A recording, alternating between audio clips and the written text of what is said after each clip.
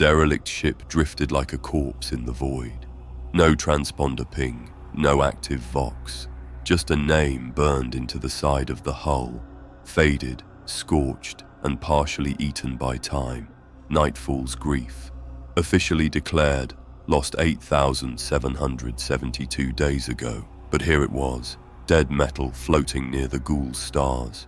We were a salvage team out of Gideon Reach, 10 men, 2 servitors, 1 goal, breach, sweep, extract value. We weren't here to ask questions, but the warp always remembers who doesn't ask questions. When our shuttle docked with the outer lock, the seal hissed like a dying lung. No lights, no welcome, just the whisper of air re-equalizing in a vessel that shouldn't breathe. I remember thinking how quiet it was, not just normal quiet, dead quiet. Even the servitors twitched slower than usual, like the air resisted them. Salvage Protocol Delta 7 dictated the order. Identify vessel, establish power, sweep key systems, report findings. Simple enough. The captain, Darius, was the first to speak on Vox. All right, helm and engineering first, teams of 2. Watch for structural breach. His voice sounded hollow in my earpiece, like something was already absorbing the sound. We stepped into the central corridor, and everything felt off. The air was too dry, too still. Even the grav plating whined like it hadn't held weight in centuries. One of the juniors, Rill, muttered behind me, "This isn't just derelict." This place was abandoned. He was wrong. Derelicts die with alarms blaring. This ship died quietly, like it didn't want anyone to notice it was gone. The walls were layered with grime, but not corrosion. No breaches, no fire damage, just dust. Thick, heavy dust that clung like skin. Our auspex chirped once. Faint atmospheric trace, non-toxic. Slight ozone residue, likely from a power surge or something older. We turned a corner and came across our first sign of life. Not a person, just a simple message carved directly into the wall panel with a blade. Not painted, not written, carved. He is still watching. No context, no markings. Just those 5 words, etched deep enough to crack the surface. I glanced at Rill. He wouldn't meet my eye. He just stared at the words. We pressed deeper into the ship. The doors didn't respond to command slates. Too old. We had to force most of them open manually. Behind them, the rooms were intact, mostly. Crew bunks still had folded uniforms. Mess halls had sealed ration packs untouched. Nothing was looted. Nothing disturbed. It was like the crew simply left. That's when the lights flickered, once, twice, then held steady in a dim, red-tinted glow. We didn't reinitialize power. The generator cores weren't even online, but the lights came on anyway. Rill's hand went to his sidearm. I didn't stop him. We passed what looked like the chapel. The door was sealed with a rusted aquila, but someone had slashed a line through the Emperor's symbol. Not torn, not vandalized, surgically removed. Inside, we found the first body. It was old, shriveled, the remains of a man seated upright, bones wrapped in the tattered remnants of a naval uniform. His hands were clasped together, holding nothing. His head had been carefully severed and placed in his own lap. The spine still trailed from the base of the skull like a handle. Rill turned and vomited. I just stared. There was no sign of struggle, no sign of weapons fire. Whoever did this took their time. Above the altar was another message scrawled in faded red. Confession is the first mercy. I knew then that this wasn't a salvage op anymore. This was a graveyard, and someone had left the lights on. Down in the Medici bay, we found 2 cryopods still intact, both empty, both recently accessed. Rill tapped one control slate. The internal logs had been purged completely, not even residual charge left. "Someone's been here recently," he whispered. I nodded, but I didn't want to say what we were both thinking. They might still be here, Captain Darius reported back. Main helm was dead, backup systems offline. Someone had manually overridden the ship's relays and fused the primary Vox arrays. It wasn't damage from an accident. This was sabotage, deliberate, clean, which left us with 2 questions. Who? And more importantly, why? We regrouped at the central junction. Crew was tense. Even the servitors had begun twitching erratically, stuttering in place, restarting cycles mid-task. Then the alarms sounded, but only for 1 second. Just a short, high-pitched shriek. Not long enough to mean anything, long enough to make your blood freeze. We looked at each other, confused, then looked up, because that sound, it didn't come from the Vox. It came from the walls. By the time we reached the lower hab deck, we had lost 2 men, Torin and Halvex. They'd been sent to check engine relay nodes. We found their locator beacons, stripped and wedged between power conduits. Their bodies, nowhere. We should have turned back then, called for extraction, declared the site hostile, but we didn't, because Protocol Delta 7 required confirmation of fatal hazard. And whatever this was, it hadn't officially killed anyone yet, but it had started whispering, not through comms, not in words, just feelings, impressions, a sense of wrongness so thick it filled your chest like smoke. Rill looked at me as we moved through the main bunk hall. I keep thinking I see movement, he said, voice barely audible. So did I. Shadows that darted when you turned, figures just at the edge of your light, and always the faint, sourceless breathing, too quiet to track, too close to ignore.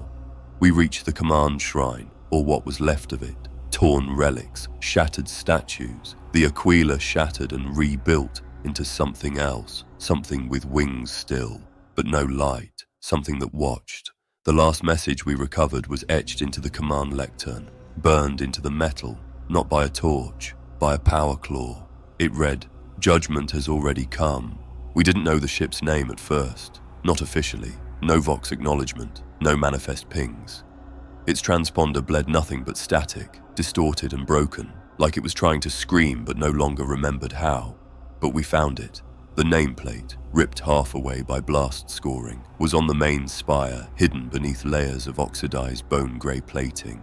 3 letters remained intact, stylized, engraved in ancient Terran Gothic. Nox. Rill, standing beside me, tilted his head. Nox. Like Nostramo.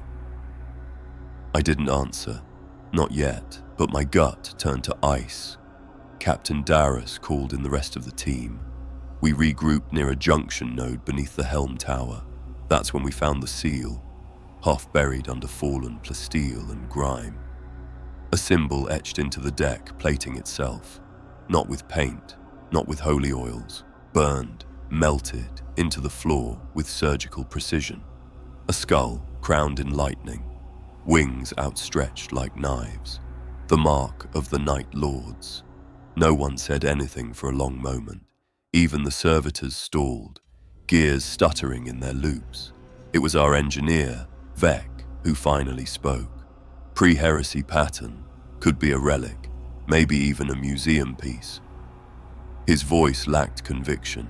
Darius pulled up a file from the data slate, cross-referenced with archival fragments from the inquisitorial vaults.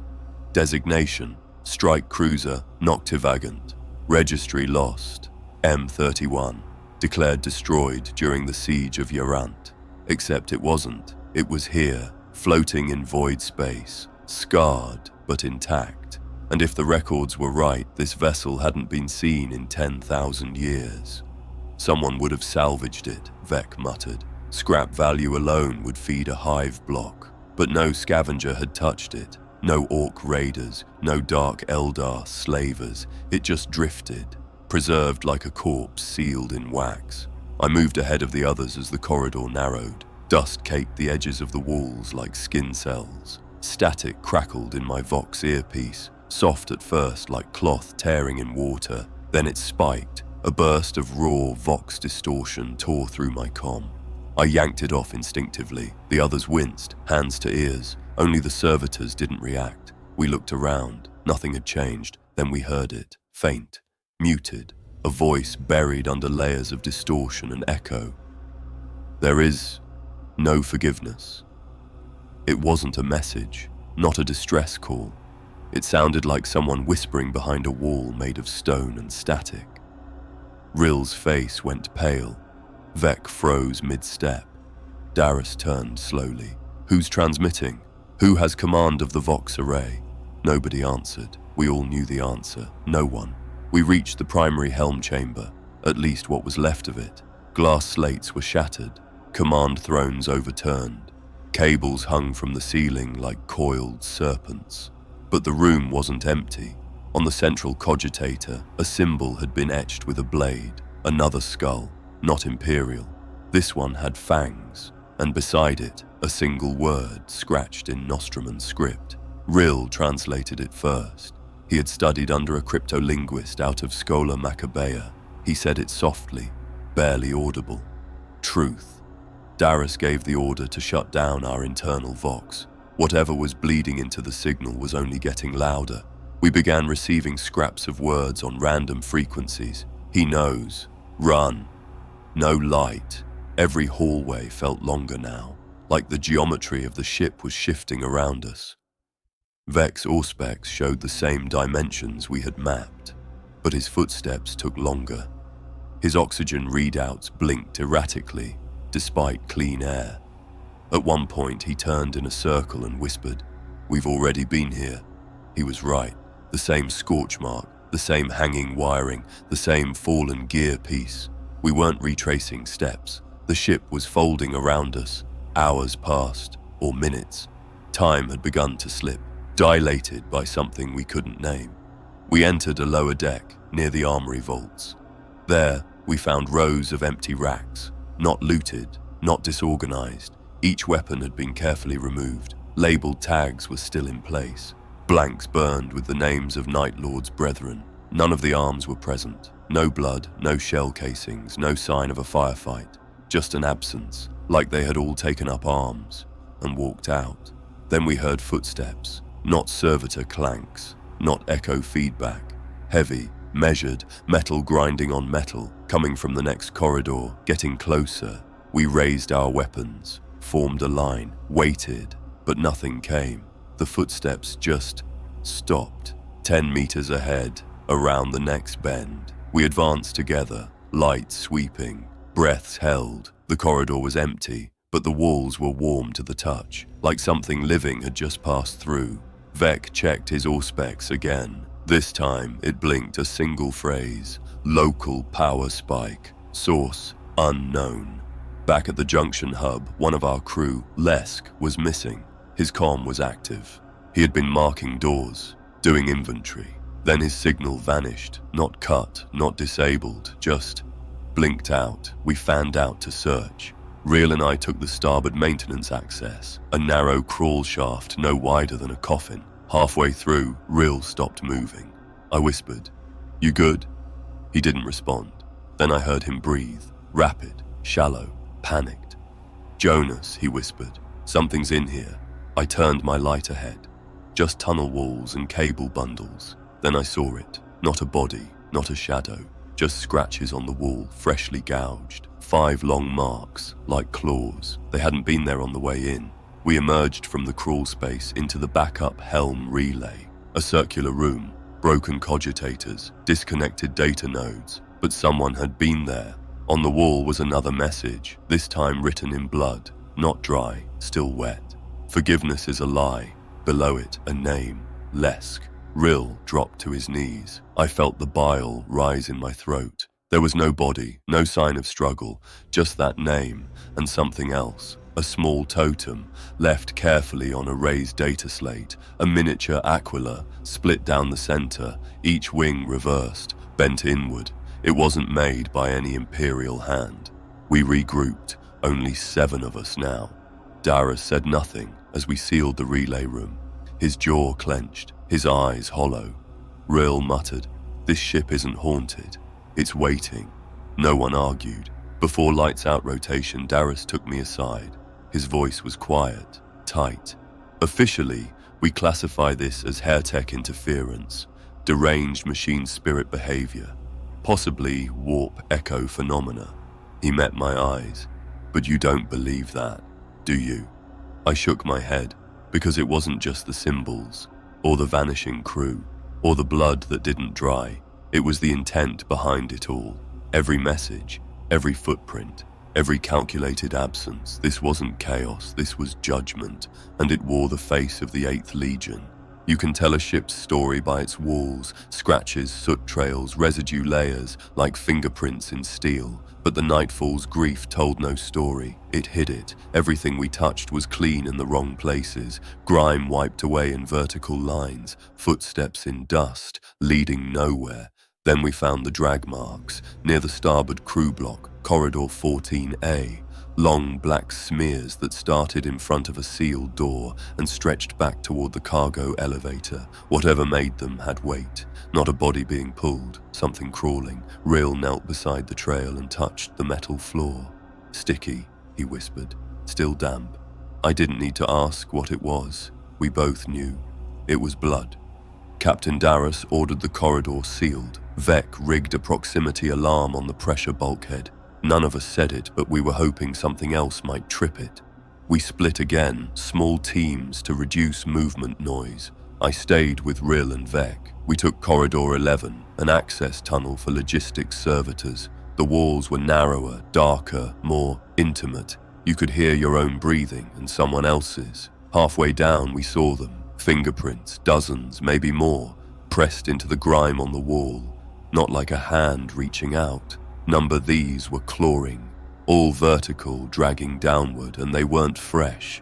Vec checked with his micro-auspex. Layered iron oxide, weeks old at least. Someone tried to climb these walls, or tried to hold on while being dragged. I didn't want to know which.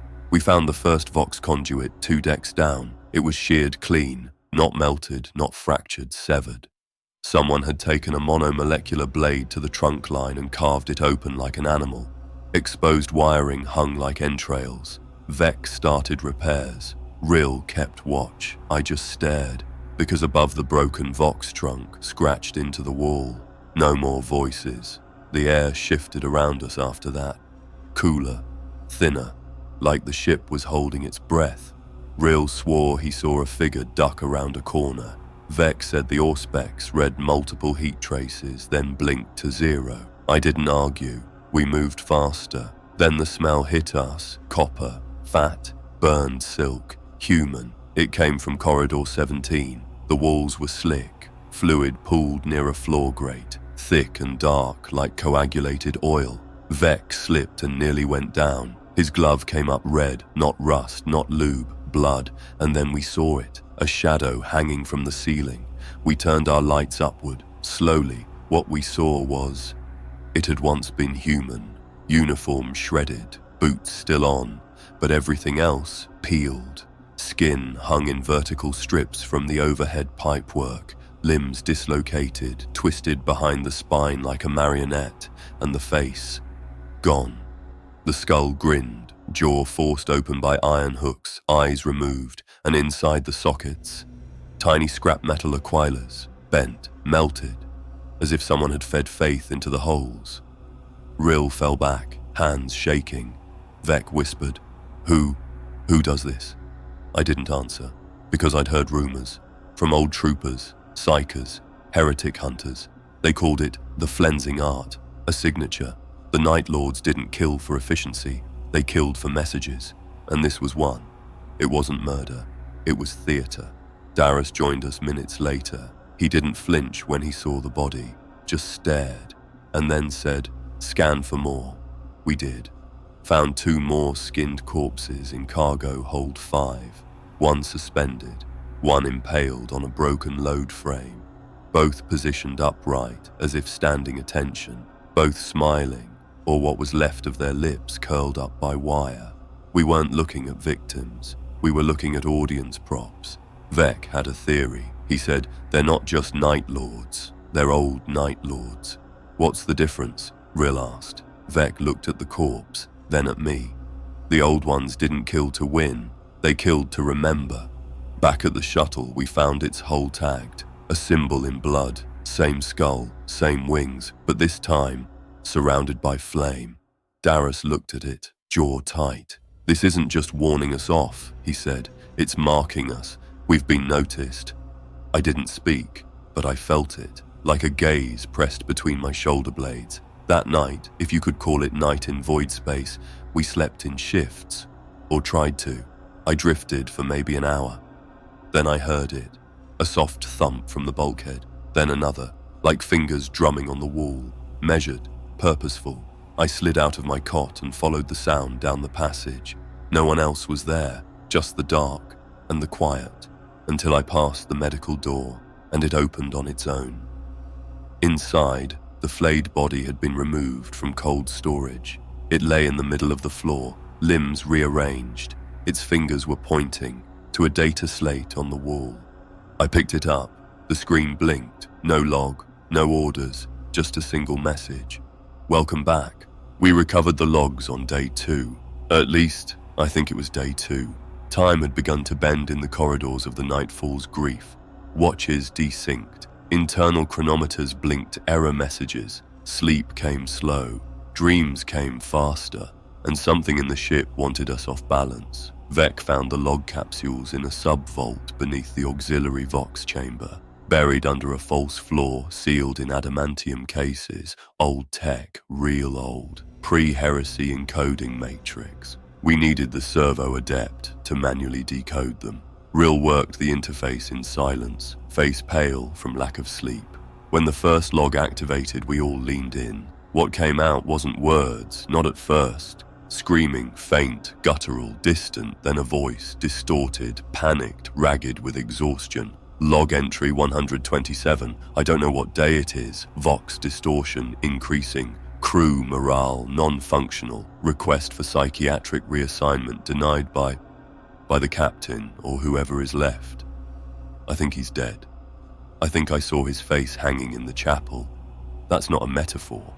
I'm not hallucinating. I'm not. The voice cut off, then static, long, prolonged. Not like machine error, more like breathing. The second log was worse. We're not being hunted. That would be merciful. This is judgment. Nostraman judgment. I read about it, long before this. The kind Kurz taught them. You're not killed for what you do. You're killed for what you hide. That's when I saw it. The red light on my personal Vox unit, flashing. Incoming signal. But not on fleet band. Not even on secured channels. This was internal. The channel I used to speak to Rill during downtime. The one no one else knew. I accepted. All I heard was static. Until... Jonas. I froze. The others looked up at me. What is it? Rill asked. I didn't answer, because the voice wasn't his. It wasn't anyone's I recognized, but it knew my name. We ripped the capsule open, tried another log. This one came with a video feed. A figure, Imperial Navy officer, pale, gaunt, eyes ringed with weeks of insomnia. He stared into the lens like it owed him something. I read their code, the old Night Lord's doctrine, Nostrum and justice. It's not law, it's poetry written in fear. If you stole, they took your hands. If you lied, they tore out your tongue and made you eat it. If you killed, they applauded. But if you ran, if you were a coward, they made art from your screams. He looked over his shoulder, then whispered, they don't forget, even in the warp. They remember. Then the feed cut out, replaced by static so high-pitched it set my teeth on edge. We shut it down. No one spoke for a full minute. Rill finally broke the silence. Why archive this? Why leave it behind? Vec just whispered. It wasn't left. It was bait. We moved decks again.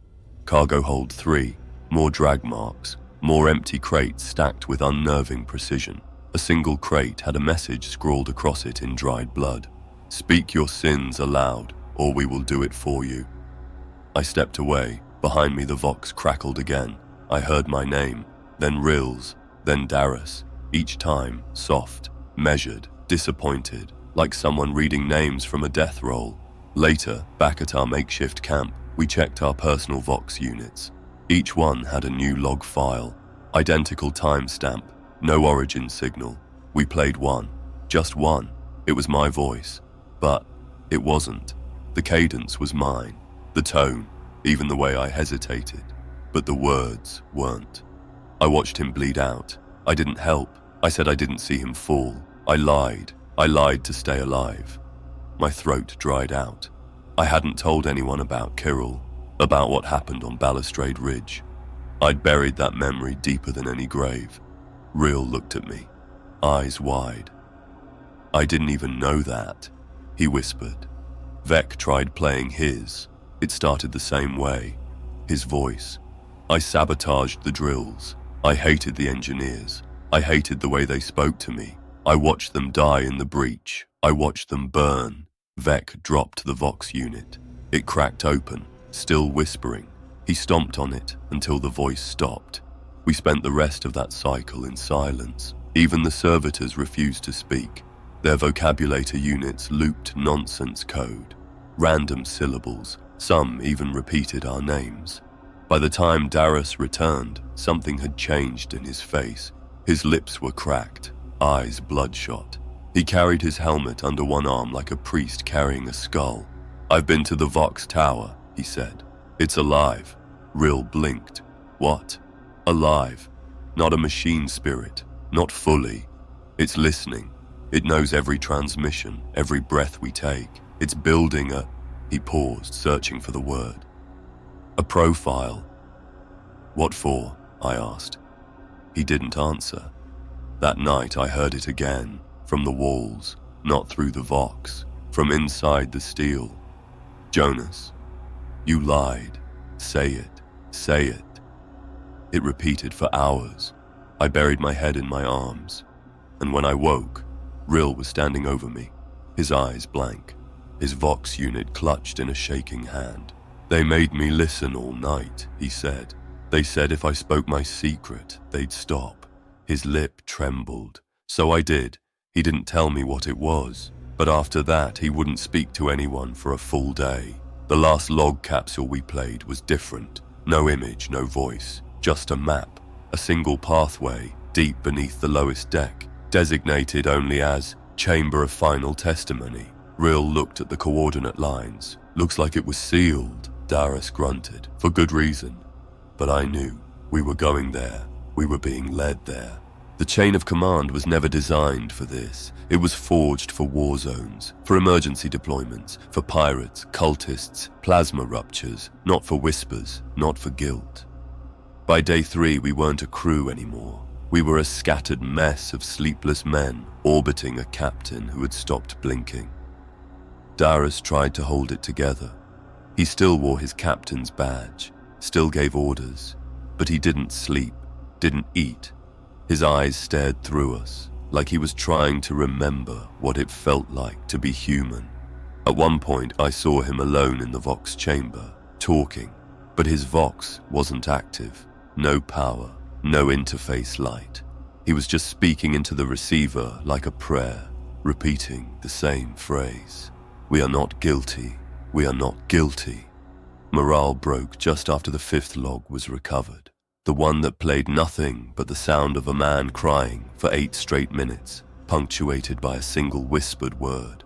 "Coward." Tensions boiled after that. Vec accused Rill of sabotaging the Auspex. Rill screamed that Vec had been possessed.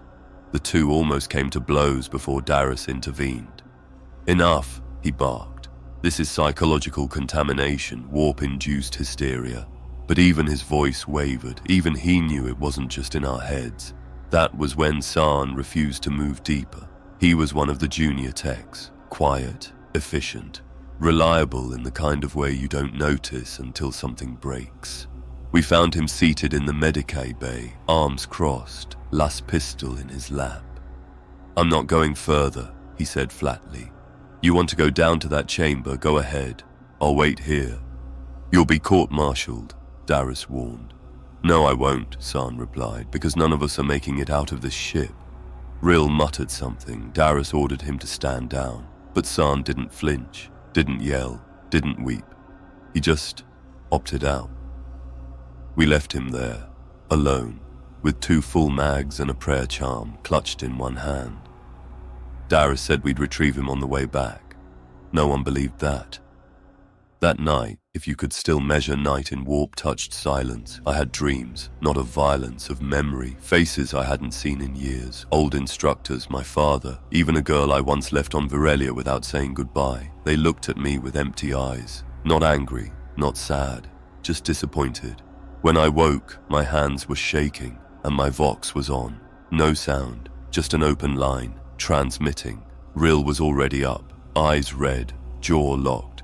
"We should turn back," he said. Darius looked at him like he'd spoken heresy. "We're too deep," the captain growled. "Number not into the ship, into ourselves." Rill pointed to his head. "They're digging through our past, making it louder. We're not supposed to be down here." Vec muttered. "They're not just trying to scare us, they want to see who cracks first." We checked on Sarn, or tried to.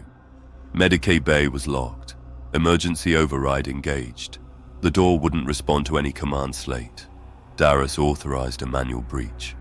Vec cut through the servo joints. The door hissed open, and the room was empty. No sign of a struggle, no signs of blood.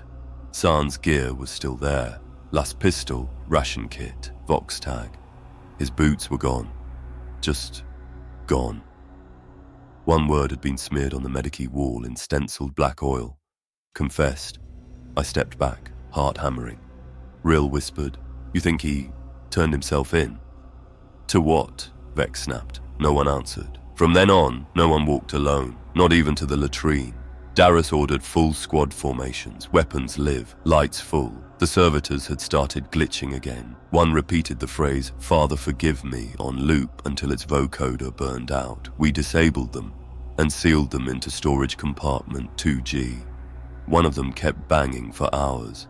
When we passed by again, we saw someone had written on the compartment door, "He knows who begged." We didn't stop.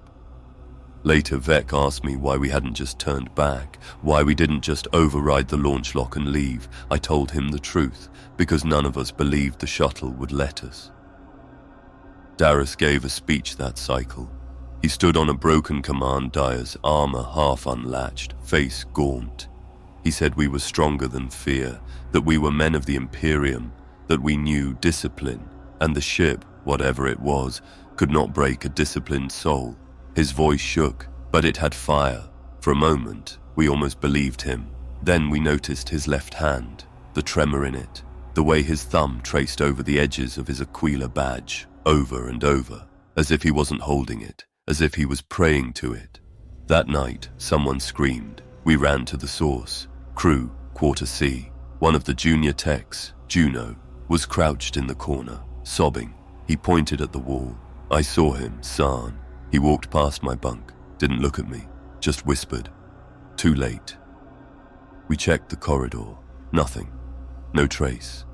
But his boots were gone, just like Sarn's. In the mess hall, someone had written a new message on the ceiling just above the central table. "He doesn't want all of us, just the liars." We all looked at one another, and for the first time, no one trusted anyone else. We weren't walking through a ship anymore. We were walking through a gallery. And the exhibits were us. It began in the maintenance shaft, just below Deck 11. Rill went first, auspex in hand. He stopped suddenly. Didn't speak, just froze mid-step. I turned the corner behind him and understood why. There were bodies, 6 of them, hung from the ceiling by thin wires, no thicker than surgical thread, perfectly balanced, symmetrical. 3 on the left, 3 on the right. Each one with arms splayed in mimicry of the Aquila, but their faces, they weren't screaming, they were smiling, lips stitched upward, eyes cut open, no eyelids, as if they were forced to watch something terrible and had learned to enjoy it. Vec muttered, This is staged." He was right. Each corpse had been shaved clean, tatters of uniform precisely arranged. No gore, no chaos, only order, a sick kind of precision. Beneath them, a message had been carved directly into the steel plating, deep, careful strokes, done slowly. "Watch." No other context, no signature, just that one command. Ryle whispered, "They're making us part of this." "No," I said. "They're showing us what happens if we stop watching." Darius ordered a perimeter sweep. Vec tagged the location with a beacon for Imperial retrieval. I didn't have the heart to tell him. No one was coming to retrieve anything. We pushed deeper into the ship's subdeck, twisting corridors, half-lit and stinking of ozone and dried fluid. That's when we found the second gallery, a mess hall once, now transformed. Tables had been overturned, stacked, shaped into a makeshift altar. Upon it, 3 bodies, each stripped, polished, arranged in poses. One knelt in prayer, one knelt in execution stance, head bowed. One stood behind them, holding a flensing knife fashioned from his own bone. The knife had been wedged into the hand, flesh bent and re-stitched around it. Vec dry heaved. Rill didn't look away, neither did I. A picked feed flickered in the corner. Old tech, pre-heresy. We got it running after a few attempts. It played one loop, 5 seconds, over and over, a hallway, empty, then not. A figure walks across the frame. Power armor, massive, cloaked in shadow. Gauntleted hands, no helmet. The face was pale, half burned, eyes sunken. And in that split second before the footage cut, the figure turned and looked directly at the lens, as if he knew we were watching. We cut the feed, but the screen didn't turn off. It just displayed a single word now, appreciate. Back at the main junction, we regrouped. Darius was sweating. He'd discarded his helmet entirely. Get ready for breach entry, he said. Next level down contains the data core.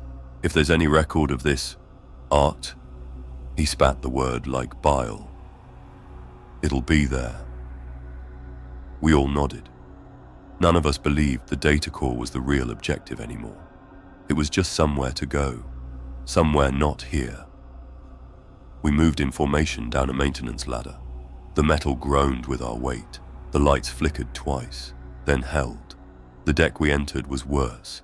The walls were covered, every inch of them, painted in flayed flesh, dried, preserved, sewn together, like wallpaper, like a canvas, and in the center of the floor, more of them, arranged. An Imperial tech priest, a servitor, one of ours, San. His eyes had been replaced with data plugs, his fingers positioned to form the aquila, but reversed.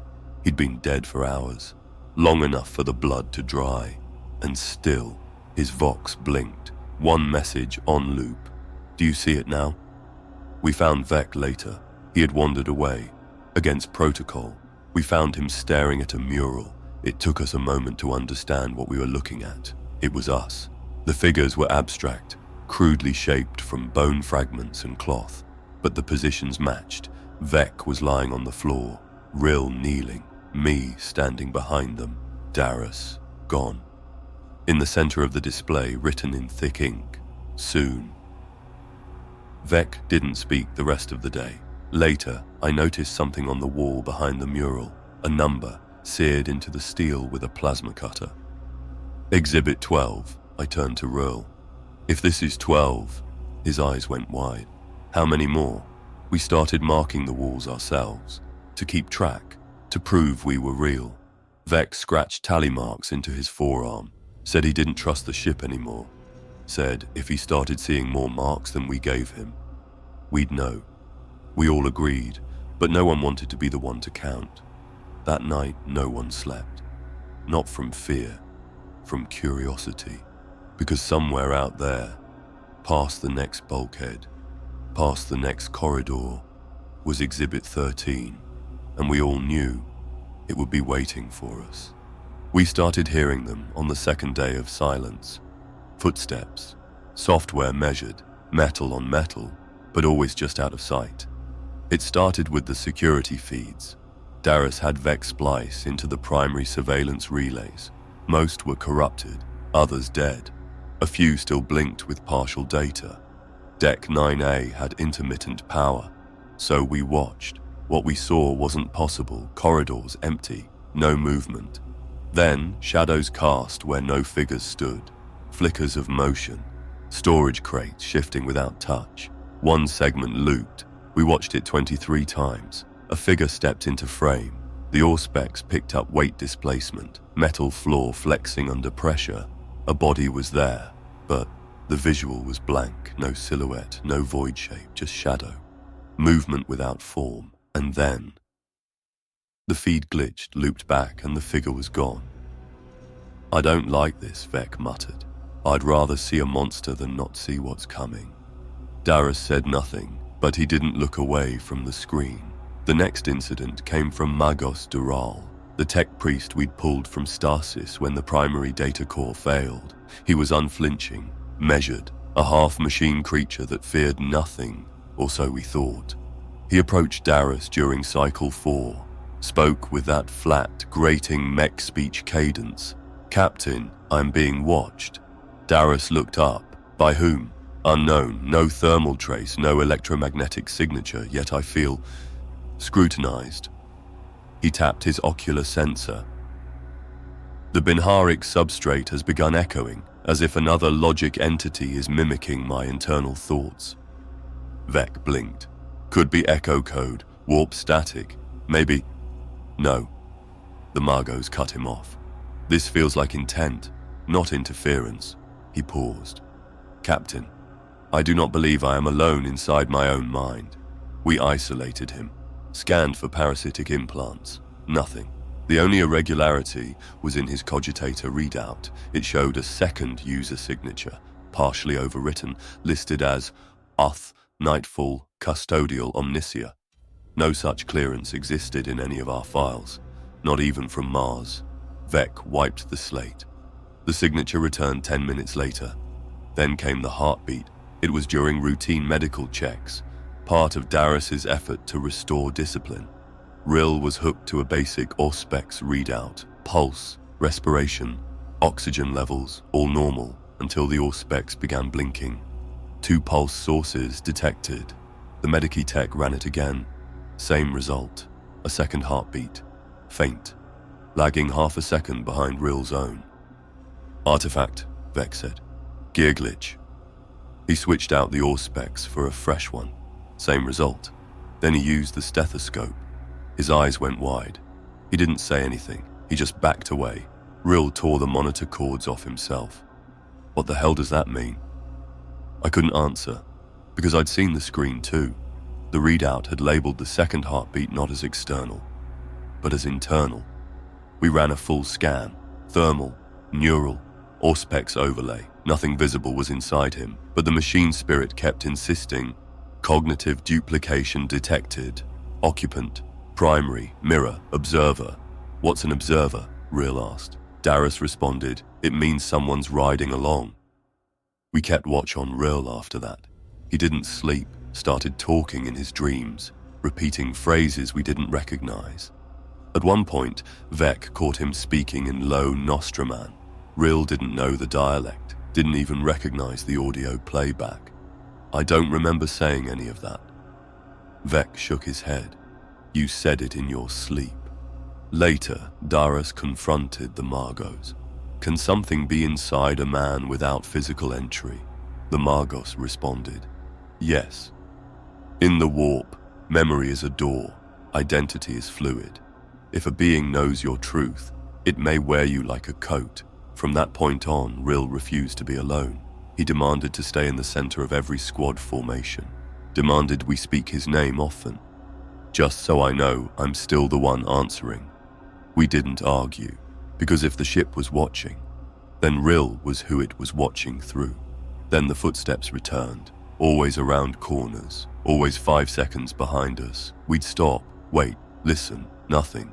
But the pressure would build in the air, like we were being herded. One night, Vec snapped. He ran toward the sound, corner after corner, corridor after corridor. No sign of pursuit, but the sound never stopped. He found a sealed chamber, slammed it open, and inside was a mirror, tall, ancient, cracked down the center, and in its reflection, Vec saw someone standing behind him. He turned. No one was there, but in the glass, the figure remained, helmeted, tall, eyes like burning coals. Vec sealed the door behind him, smashed the mirror, but the shards still showed the reflection. Back in the camp, the Margos disconnected himself from the ship's core. His final report, written in binary log, translated as, Custodial echo accepted me. I saw it. It is not dead. It is remembering. Then he shut down. Permanently. No virus, no corruption, just silence. We found another wall carving that cycle. Deeper in the engine conduits, same precise scrawl, same hand. Every step you take, I have already taken. Below it, footprints, dozens of them, mirroring our boots, but each one pointing toward us. Darius called for a new protocol. No more splitting up, no more night shifts, everyone together, always. He didn't say it, but we knew what he feared. We weren't walking alone anymore. We were walking with shadows that wore our shapes. It found us on the 8th cycle, not through violence, not with teeth or blade, but with judgment. The ship's chapel had been sealed since our arrival. Its armored door was fused shut, sealed with burn lines and wards, some ecclesiarchal, others unfamiliar. Darius had ordered it left alone. Nothing good ever came from a dead priest's sermon, he'd said. But that cycle, without warning, the door opened. We found it yawning wide at 0400 ship time. No signs of forced entry, no heat signatures, no servitor logs, just open, like a mouth waiting for a confession. The inside was cold, not from the void, from absence. No incense, no relics, no candles or litanies, only bones. The walls were lined with them, thousands, polished, arranged, slotted together like cathedral tiling, femurs, ribs, spines, all shaped into high Gothic archwork and spiral columns, and every single one etched, words, names, accusations. Coward, deserter, thief, heretic. I ran, I betrayed, I watched them die, and some even worse, one clavicle red. I laughed when the reactor blew, another. I turned my vox off when they called for help. Not one bone was blank. Vec reached out, brushed his fingers across a jawbone. His eyes widened. "What is it?" I asked. He turned it toward me. My name was on it. Jonas Mulk, Sergeant, 144th Expeditionary, false witness. My throat closed. How do they know that? Vec looked pale. Because someone's been listening. Darius ordered the chapel sealed again, but Rill protested. "What if we're supposed to find this?" "No," Darius snapped. "It's a trap. It's not truth. It's manipulation." But even he didn't sound convinced. His gaze lingered on the altar. There wasn't a statue of the Emperor. There was no golden throne, no imperial iconography. Instead, a cracked bronze plate, an image etched in reverse. A Night Lord in full armor, wings flared wide, holding a skull in each hand. Above him, carved into the arch, "Confession is not redemption." Rill moved closer. "That's not ecclesiarchal doctrine," Vec murmured. "It's Nostraman, pre-curse." The lights went out. Not a flicker, not a power surge, just gone. A darkness like ink pouring from every crack in the ship. Even our helmet lamps failed. I tried to speak. No sound came. Then the whispers started. From the walls, from beneath our feet, from inside the Vox units we'd shut off hours ago. "Say it. Admit it. We already know. You watched them die. You ran. You lied. You let them burn." My name was in there. So was Vec's. So was Darius's. Rill just stood still, head bowed. He didn't speak, didn't blink, didn't breathe. Then he whispered, "They're reading us." Suddenly, light, only one source. A dim, flickering lumen at the far end of the chapel. It blinked on and off, like a heartbeat. We moved toward it, careful, quiet. What we found was a throne, not a golden one, not the kind held aloft by saints. This one was rusted, bolted to the floor, and on it, chained upright, was a skeleton in full naval dress. Its ribs had been cracked open. Within, someone had wedged a servo skull, still active. It turned toward us as we approached. Its lenses blinked, then it spoke. I confessed, it was not enough. They made art of my truth. Then it exploded. The blast was small, controlled, only enough to throw us backward. My helmet cracked. Vec's visor burst. Rill landed hard and didn't get up. The chapel lights came back, briefly, and in that flicker, we saw the walls had changed. The words were different, no longer broad accusations. Now they were names, our names, carved dozens of times into the walls, into the bones, into the floor beneath our feet, each name paired with a verdict. Jonas, coward. Vec, complicit. Rill, silent. Darius, apostate. Darius screamed, opened fire on the wall. Bolter rounds tore through the bone. Fragments rained down like ash, but the words didn't vanish. They seemed to bleed into new bones, growing, replacing, as if the ship itself was regenerating. We dragged Rill out of the chapel. His eyes were open, but he was whispering something over and over. It's not a trial, it's a mirror. Not a trial, a mirror. Vec smashed his own Vox unit that night. Said he'd rather walk blind and mute than let it read his thoughts. I wanted to do the same, but I couldn't bring myself to destroy it, because part of me needed to hear what it would say next. That's when I realized this wasn't about survival anymore. It was about guilt, and who would admit it first. We found the datapad in a pile of bones, not thrown, not discarded, arranged, like a reliquary, like it mattered. Rill was the one who spotted it. He'd been mute for most of the last cycle, still shaken from the chapel. But when his torch swept the alcove, he stopped. There, among the scattered vertebrae, sat a slate of black adamantium. Burnished edges, no dust, clean, too clean. He picked it up like a holy relic. The screen flickered. No password, no encryption, just text. No imperial seal, no Mechanicus code chain, only a single title at the top. The Codex of Truth, Nostraman Judgement. Darius ordered it scanned, but the pad rejected all interfacing attempts. Vec said it had no power source, yet it glowed. I read the first page aloud. My voice echoed louder than I expected in the narrow chamber. To steal is to admit you cannot earn. Let the thief's hands be broken, and let his bones be ground to feed the workers he wronged. Vec raised an eyebrow. That's not law. Rill whispered, it's art. Each page was worse than the last. A liar must chew the tongue that betrayed his oath, and if he will not, then force it past his lips with iron. A coward's lungs belong to the strong. Flay him, share his breath with the ones who stood their ground. Page after page, dozens, each punishment cruel, but poetic, personalized, as if the sin itself chose the sentence. Darius slammed his fist against the wall. This is madness, primitive justice. This isn't law. This is vengeance masquerading as principle. But he kept reading. We all did. Rill found a final passage at the bottom of the slate, etched in red font that didn't match the rest. A man's worth is measured not by what he says, but by what he hides when he believes no one is watching.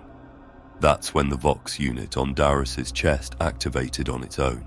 His eyes went wide. The feed was open, wideband, but no one had touched it. A voice spoke, faint, gravel-worn, calm. You knew what you were. We froze. You pretended the Emperor forgave you, but we know. We were born to see it. Vec drew his weapon. There's someone in the ship, he hissed.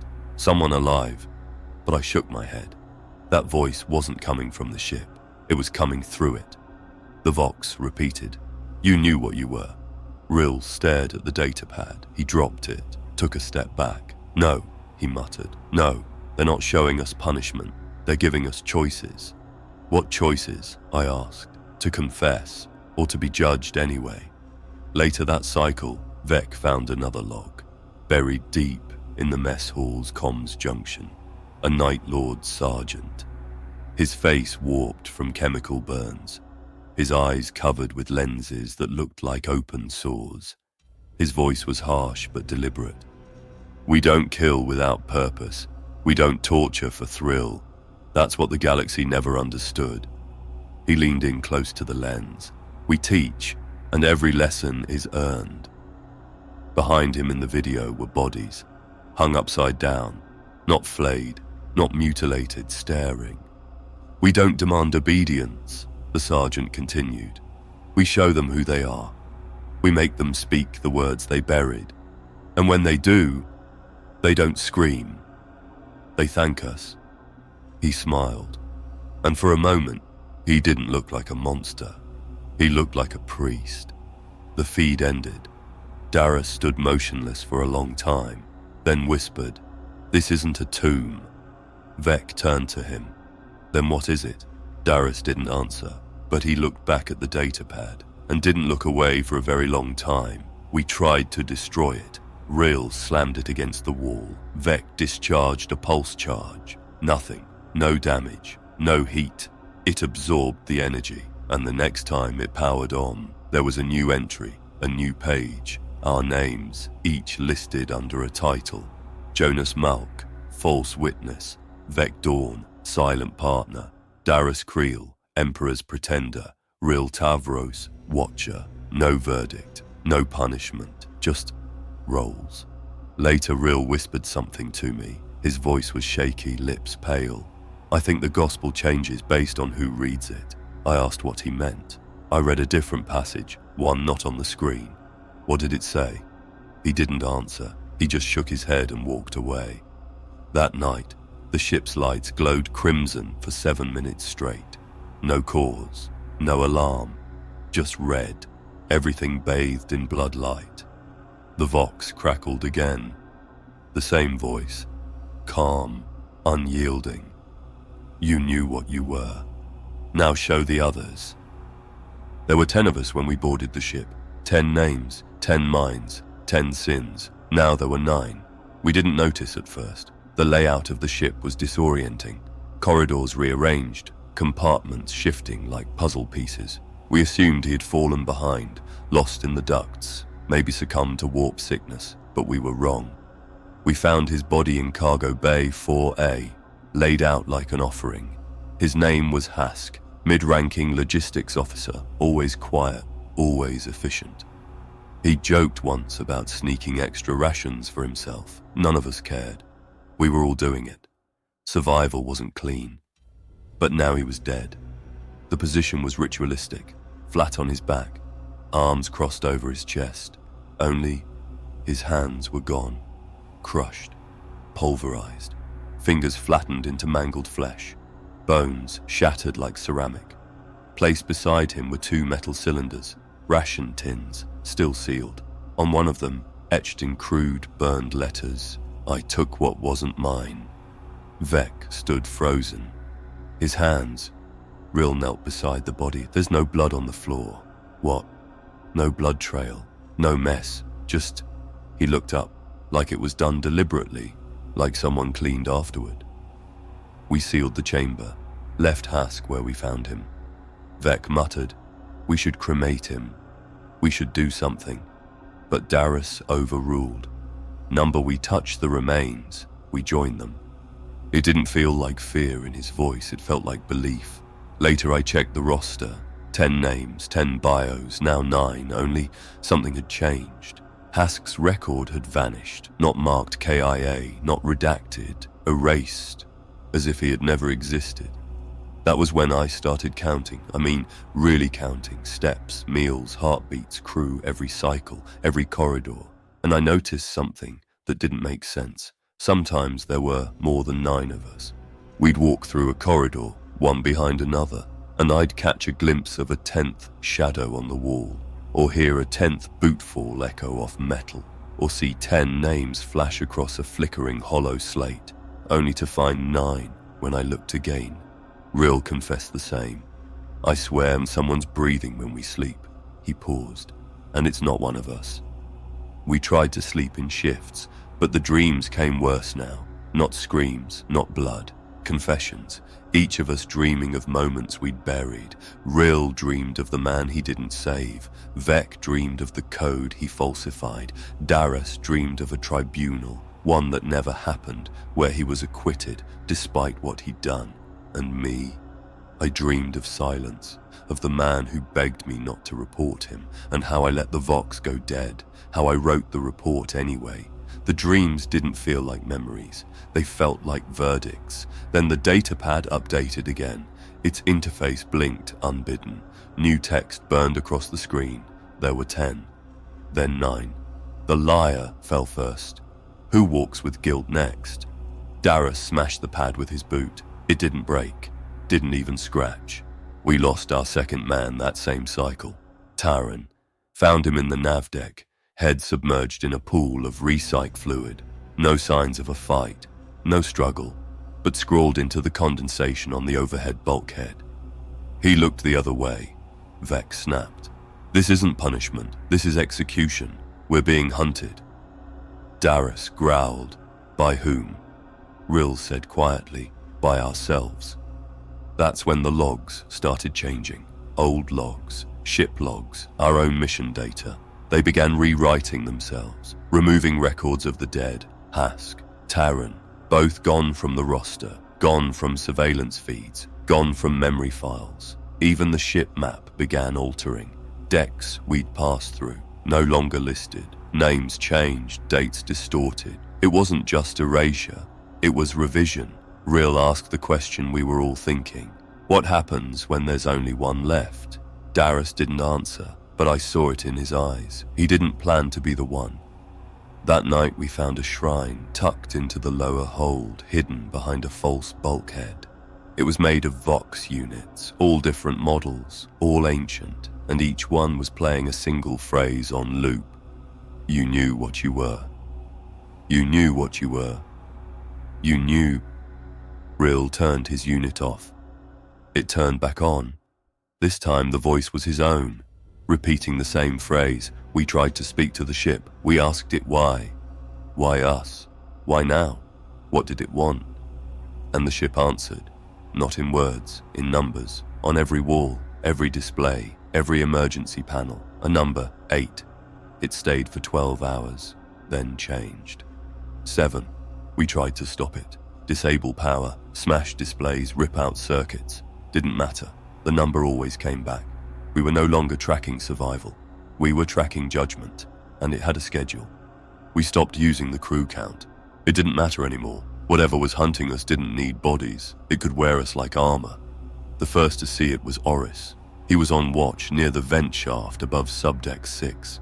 He'd been quiet since Taran died, just stared at walls, listened to Vox static like it was music. Then one cycle, he came stumbling back to the group, helmet off, eyes wild, whispering, I saw it. Darius grabbed his shoulder. Saw what? It has wings. We stared.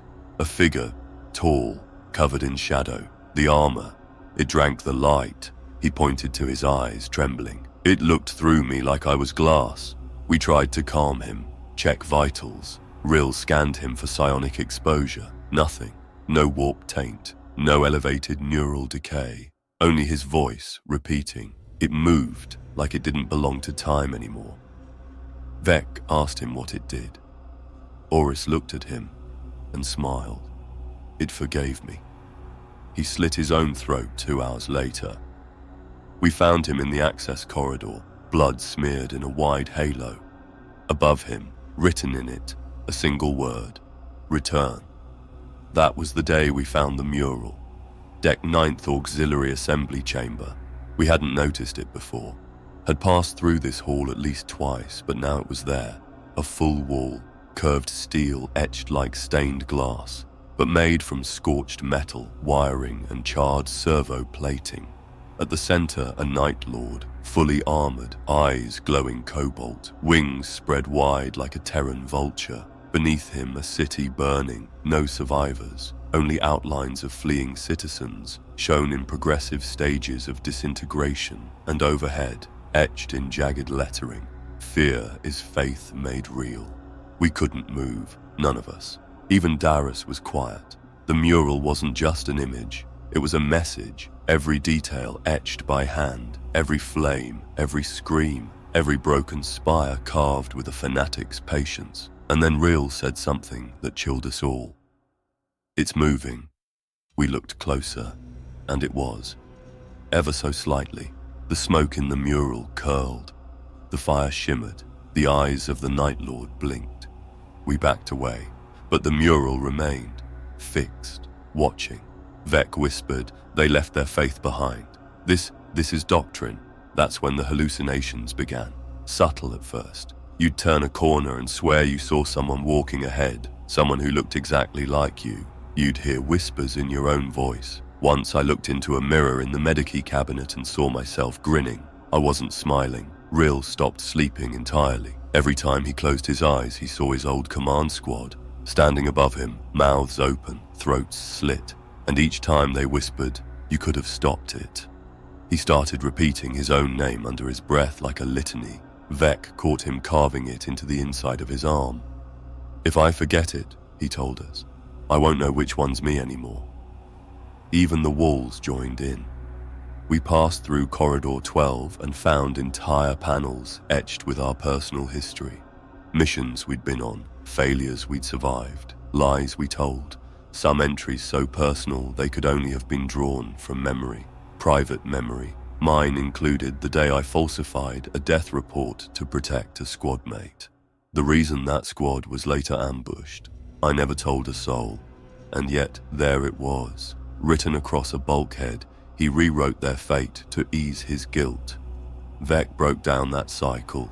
He started seeing himself, walking ahead of us, muttering phrases in low Gothic. He turned to me once and said, "He's walking better than I ever did."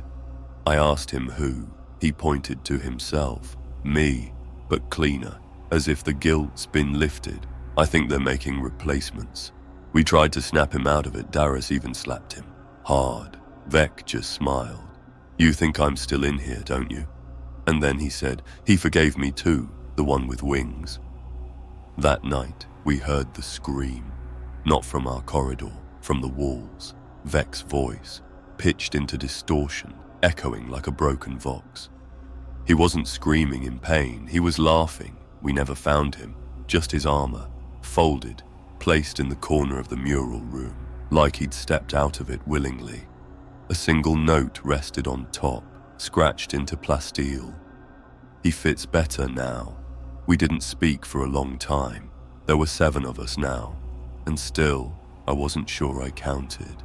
Rill began muttering about the song. Said he heard a chorus, a liturgy in vox cant. Said it was coming through the wires like a hymn carried by static. Darius ordered a section sealed off, but it didn't help. The hum persisted.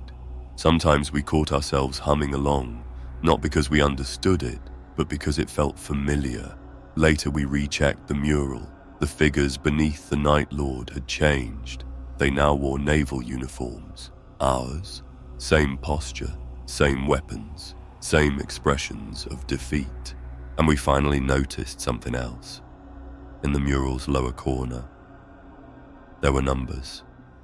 Tally marks. 9, then 8, then 7, now 6. The mural was keeping score. And I knew then, without a doubt. We weren't just being hunted, we were being measured. We found the Vox logs during ration cycle. No one expected them. No one should have been recording. No one should have been listening. It started with Rill. He was checking the medici alcove for sedatives. His hands were shaking too badly to reload a charge pack, and none of us were sleeping properly by then. That's when he found the device. Small, obsolete. Standard issue for fleet confessionals. A Vox slate, dustless, functional. The light was blinking, playback ready. He tapped it and heard his own voice. "This is Ensign Rill Tavros, Auxiliary Vox Relay, 219th Voidborn." A pause. It was supposed to be a routine patrol. I gave the wrong grid coordinates to the relief team. Just a few digits, a mistake, but they trusted it. The dropship came in too fast, straight into an exhaust bloom from the plasma vents. 17 dead. I blamed the tech adept. He was flayed for incompetence. I didn't stop them. I let it happen, because if I spoke up, I'd burn too. Rill dropped the Vox slate and vomited. It shouldn't have existed. There were no records, no tribunal, no punishment. He had buried it. And now, the ship dug it up. At first, we tried to rationalize it. The slate was old. Maybe it was planted. Maybe it wasn't real. But then we each started finding them. Mine was taped to the underside of my cot. I almost didn't play it. Almost. But I did. And it wasn't a confession. It was a recording, a conversation I'd had 7 years ago. Off duty, quiet sector, no logs, no witnesses. "He's just a civilian," I'd said. And someone else asked, "So maybe we let this one slide? The ration theft isn't worth a formal charge. He's got kids. You gonna sign for that? You want that in your file?" Silence. My own voice hesitant. "No." "Then we look away, just this once." Just once, I'd echoed. But it hadn't been once. It had become a pattern. And now the ship had proof. Darius found his slate wedged inside the bolt receiver of his sidearm. He didn't share what was on it. But when he came back, his hands were shaking, and his bolt pistol was missing. Oris, the one who'd seen the winged figure, had left a long time ago, but now we started wondering, had he found his slate too? Is that why he smiled before the end? The worst was Vex, even though Vec was already gone. His recording played from the wall speaker in Corridor 11, the voice clear, calm. They didn't ask me to falsify the code. I offered. I wanted the promotion. I wanted the recognition. Those men died because I made the enemy look weaker than they were, because I lied. I told myself it was strategy, it was survival, but really, it was ambition. The audio stopped, then resumed, but the voice was warped, lower, hungrier. "Now you've been recognized." That's when Darius ordered all Vox units destroyed. No more recordings, no more lies turned inside out. Real argued, that won't stop them. "They need something to work with," Darius snapped. "If we deny them the fuel, they starve." But I wasn't sure. The ship wasn't feeding, it was remembering. Rill found another slate in his boot. It wasn't even powered, just etched with words. "Sins unspoken fester longer. You only delay the harvest." We started seeing each other differently. Every look lingered too long, every silence felt like accusation. We began asking questions. What did you do? How many died for your comfort? Would you confess if no one was watching? One of the junior crew, Joran, drew his knife during rations. Said someone was whispering in his ear. Said it was me. I hadn't spoken to him all day. Darius disarmed him. But the damage was done. The tension broke when we found the command deck. We hadn't seen it before. Should have been sealed, it wasn't. Inside, clean, untouched, and arranged like a tribunal. 10 seats, each facing inward. One larger chair at the head, empty. On each smaller seat, a Vox slate. One for each of us, some already blackened, scorched as if judged. Others still blinking, alive, ours. Darius stared at his. Didn't pick it up, just muttered. "They made a court out of our sin." Rill walked to his chair, didn't sit, but stared at the blinking slate. He looked at me, eyes sunken. They knew all along. We were never explorers. We were evidence. I picked up my slate. The moment my fingers touched it, the room changed. The walls flickered, lights dimmed, and I heard laughter. Not manic, not cruel, pleased. Each of our slates began playing each other's confessions, out loud, at once, voices layered, truths colliding. The air became heavy with shame. Darius screamed and shot his own slate. It didn't stop. The echo continued, fed by the ship itself. We fled the command deck, left the tribunal behind, but we carried our guilt with us. The slates didn't need batteries. Our memories powered them now. After that cycle, we no longer made eye contact, didn't speak unless we had to, because we no longer saw comrades. We saw sins. We saw judgment waiting for its turn, and worst of all, we saw ourselves. We stopped trying to track time. The ship had its own hours now. Moments stretched thin, and then collapsed into black. One moment you'd blink and then it'd be lights on, deration, spine chill cold, blink again, and you'd realize you hadn't eaten in a day. We were 5 now, maybe 6. I say maybe because Rill was still with us, and yet somehow wasn't. He stopped responding to orders, stopped answering to his name, but he followed us, watched. At some point he'd carved the phrase, "I am not me," into his left forearm with a maintenance blade. When I asked what it meant, he said, "It's better if someone else answers." I didn't ask again. We found the sarcophagus in a forgotten deck, sector Atramentum, sealed behind a blast door coded in High Nostraman. The door had no handle, no mechanism, just a symbol etched into the center, a skull with wings stretched wide, not Aquila, Night Lords. The door opened when Darius touched it. No code, no rite, just a hiss and a low groan like bones separating. Inside was darkness, and in the center, surrounded by votive chains, incense long burned to ash, and hundreds of purity seals, all flayed from someone's skin, was the sarcophagus, obsidian, 8 feet tall, marked with a sigil at the base, a TRMNTXIX. We knew what it was, a containment vessel, not for burial, for preservation only. It was open, no body, no bones, just darkness and a faint blue glow inside, like cooling ceramite. On the inner lid, etched by hand, were words none of us read aloud. To be seen is to be judged. To be known is to be condemned. Only the shadow sees truly. Vec would have known what that meant, but Vec was gone. Darius just stared. His mouth moved. No sound came. Then he said, "The Atramentar were Kurz's elite. They didn't just kill. They knew. They read you." He looked at us. "And they remembered what you never told anyone." There was something else inside the sarcophagus. A pauldron, twisted, cracked, marked with a claw, not etched but burned, and next to it a scrap of flayed parchment. Words scratched into the leather. "He walks."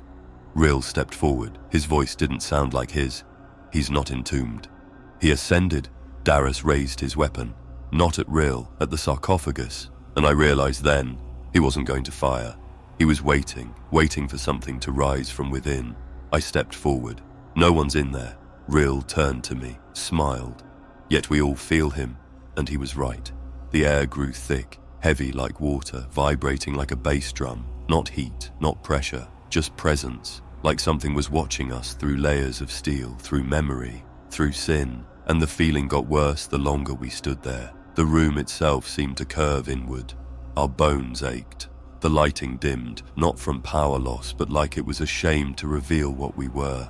That's when Joran collapsed, screaming. He clutched his chest, said something was pulling his sins out through his ribs. We dragged him back to Medicae. He wouldn't stop crying.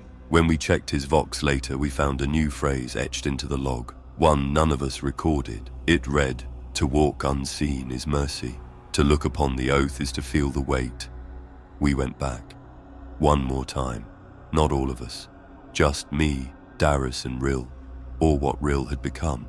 Inside the sarcophagus chamber, the air was colder than the void. Ice formed along the seams, not natural, psychic. Darius stood in front of the empty tomb, then knelt. I'd never seen him kneel before, not even in chapel, not even for the Emperor, but he dropped to both knees, laid his rifle beside him, and said, "I saw the prisoners burned alive on Nova Mendax. I called it a tactical necessity. I lied." Rill nodded. "He knows, and he accepts your truth. Because it hurts." I stepped forward. "Darius, get up." He looked up at me, tears running down his face. "I'm not afraid of dying. I'm afraid of being understood." Then the chamber lights blinked. For a moment, the shadows cast by the chains moved in a direction that didn't exist. Backwards, inward. And we all felt the presence draw closer. Rill's head snapped to the ceiling, his eyes rolled back. He walks through what we hide. He judges not the weak, but the unrepentant. We ran, left Darius there, left the sarcophagus, the chains, the oath. As we fled down the corridor, the vox lit up again. A voice, not one of ours, low, measured, inhuman, but almost familiar, like it had always been there, hiding. "To be seen is to be judged. And you let him see you." Rill didn't speak after that. He just followed us, breathing in sync with footsteps that weren't ours. We sealed the sector behind us, but I knew it didn't matter. The sarcophagus wasn't a prison. It was a mirror, and we'd looked too long. He confessed during third sleep cycle. No one asked him to, no one accused, he just spoke. His name was Joran Hal, deckhand, mid-20s, born on Carthus Prime, raised in an orbital shrine school. He barely talked since Oris vanished, but that cycle he stood at the edge of the Hab module, staring into the corner like something was carved into the wall. There wasn't. Yet still, he whispered. My father was 82nd Loranic Guard. Real and I turned. He hadn't spoken to us in hours. I asked what that meant. He didn't look away from the corner. They turned on the commissariat during the siege of Deveron's cradle. My blood chilled. That was heresy. Confirmed. Forgotten. Buried by decree. They executed a chaplain, left the lines, joined the rebellion for 13 hours. Then begged forgiveness when the traitors lost. My father lived. The rest were ash. He finally looked at me, eyes bloodshot, pale rings under both. They said he was reformed, that he served penance and died clean. But the Night Lords don't believe in clean. That night, we tried to rest. Even in shifts, even with rifles loaded and helmets on, sleep became a trap. Every dream was interrogation now. No sound, just presence, staring, waiting. And when we woke, Joran was gone. We found him in maintenance deck 2B, hung upside down, not nailed, not shackled, balanced, skinned completely, flayed from collarbone to ankle, no blood below, not a drop, just precision. His flesh was gone, but his face, what remained, looked calm, etched on the wall behind him. Your father's debt is not forgiven. The blood remembers. Rill dropped to his knees. This is inheritance now, he whispered.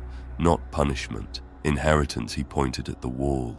The warp doesn't just echo, it breeds.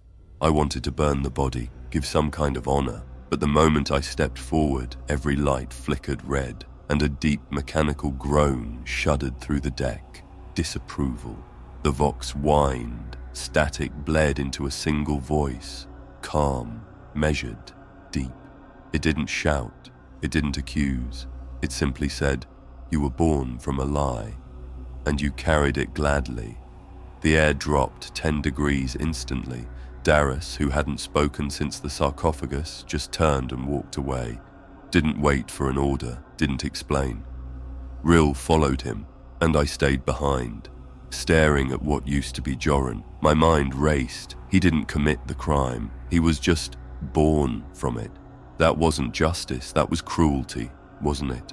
But deep down, I knew what the Night Lords would say. Justice isn't kindness, it's memory. We continued moving, deck by deck. The murals followed, more of them now.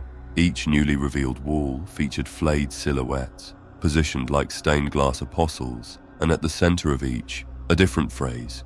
They did not kneel, so now they hang. The son who forgets carries the weight. Sin's unpaid echo in the marrow. Rill whispered as we passed them. He said the words were being updated in real time, like they were written for us.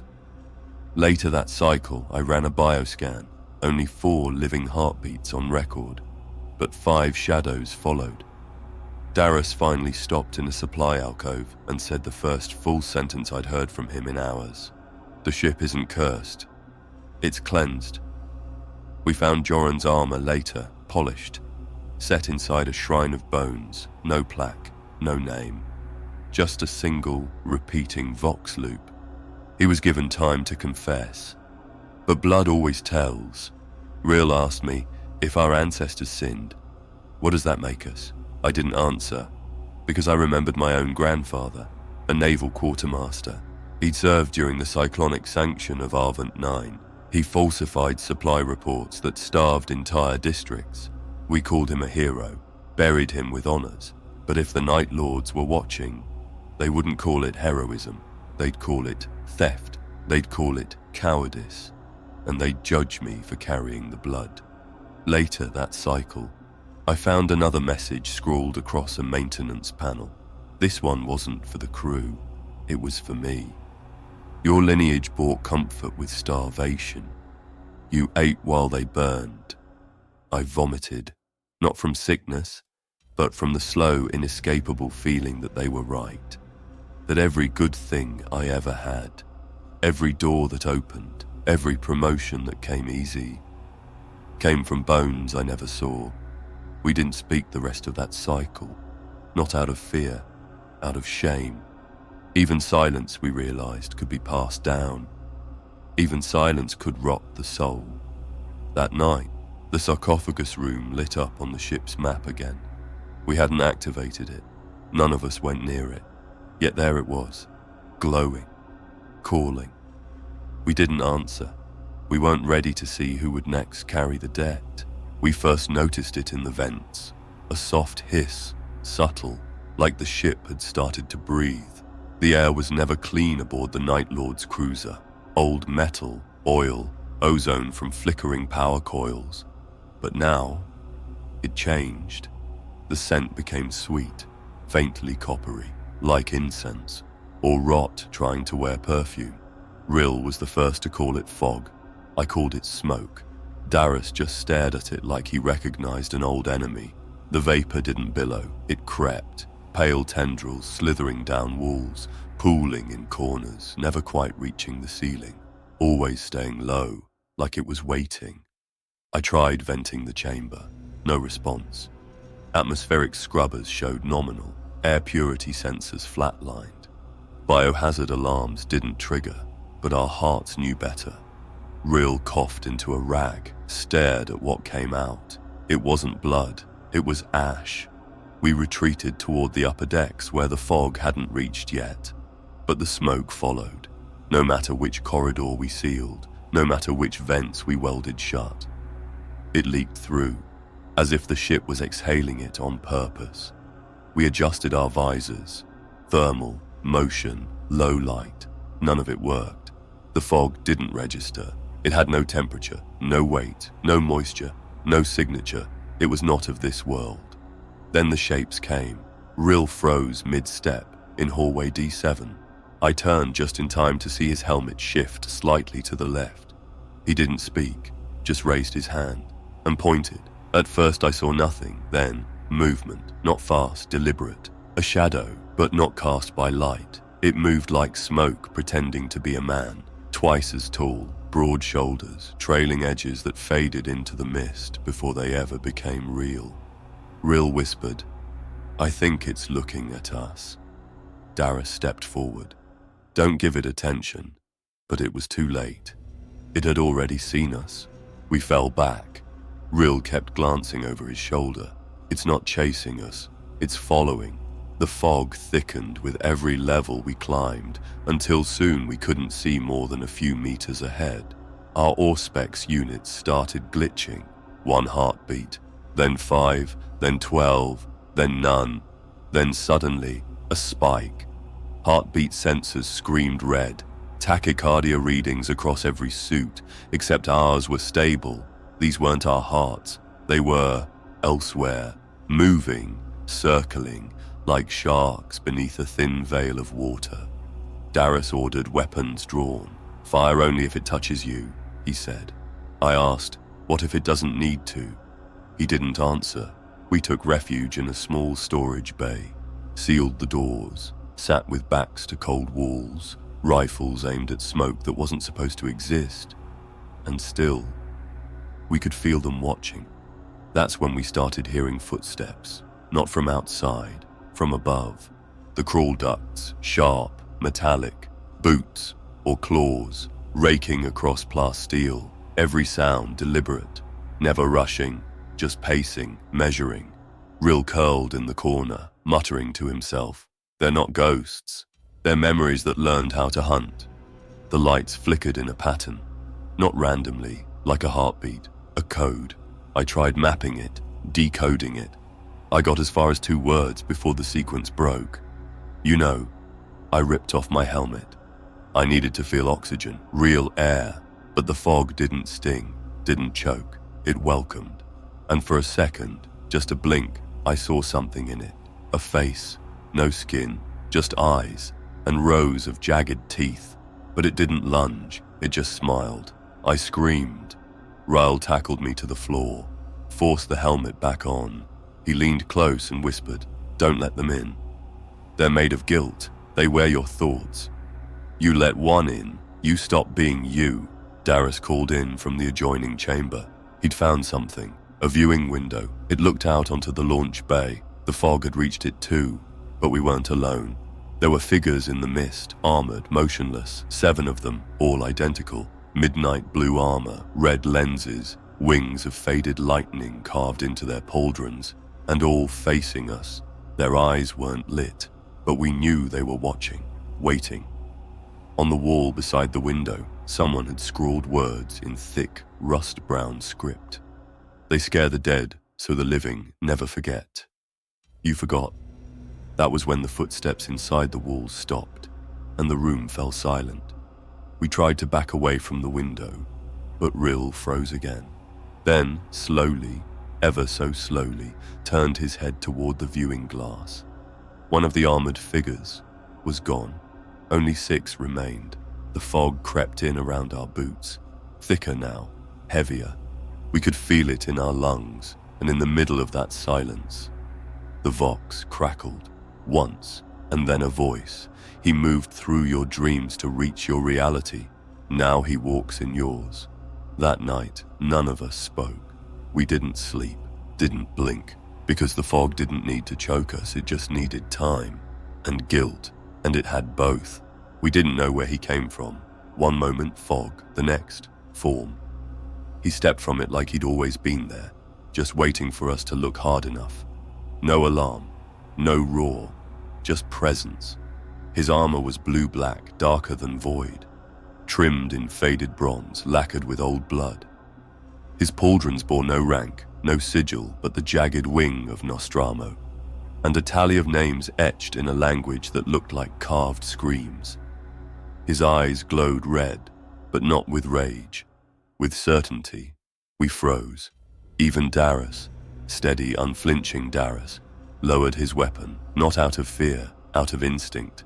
Some part of us had always known he was coming. He didn't move, didn't draw a blade, no bolter, no talons. He simply spoke, and when he did, the air warped, like every molecule bent forward to listen. "Name your sin, or I will." His voice wasn't loud, it didn't need to be. It wasn't heard with ears, it echoed in bones. Rill dropped to his knees first. He clawed at his own throat like something inside him wanted out. I falsified triage, chose friends over wounded. Left 26 to die. He choked, wept. The judicator didn't answer. He only turned to Darius. Silence. Darius met his gaze and whispered, "I could have stopped the purge on Bereth 9. I had the proof, the override codes. But it was my superior's order. I obeyed." The screams didn't stop for 8 days. I wanted to look away, but the Night Lord hadn't spoken again. He was waiting, watching, and now it was my turn. I couldn't lie, not here, not to him. I buried a report on a warp anomaly, claimed the ship was clean so I could transfer out faster.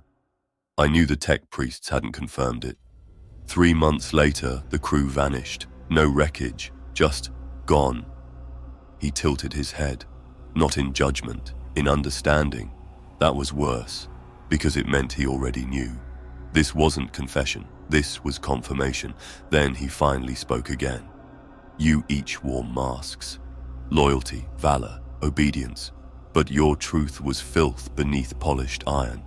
He walked past us, slow, deliberate, the fog parting around him like it feared him too. "You were given mercy, rank, medals, and so you believed you were clean." He stopped before Rill, still kneeling. "You thought forgiveness could be faked. But truth is louder than hope," Rill whispered. "Then kill me." The Night Lord bent slightly, not in kindness, in instruction. "Death is not judgment. Truth is."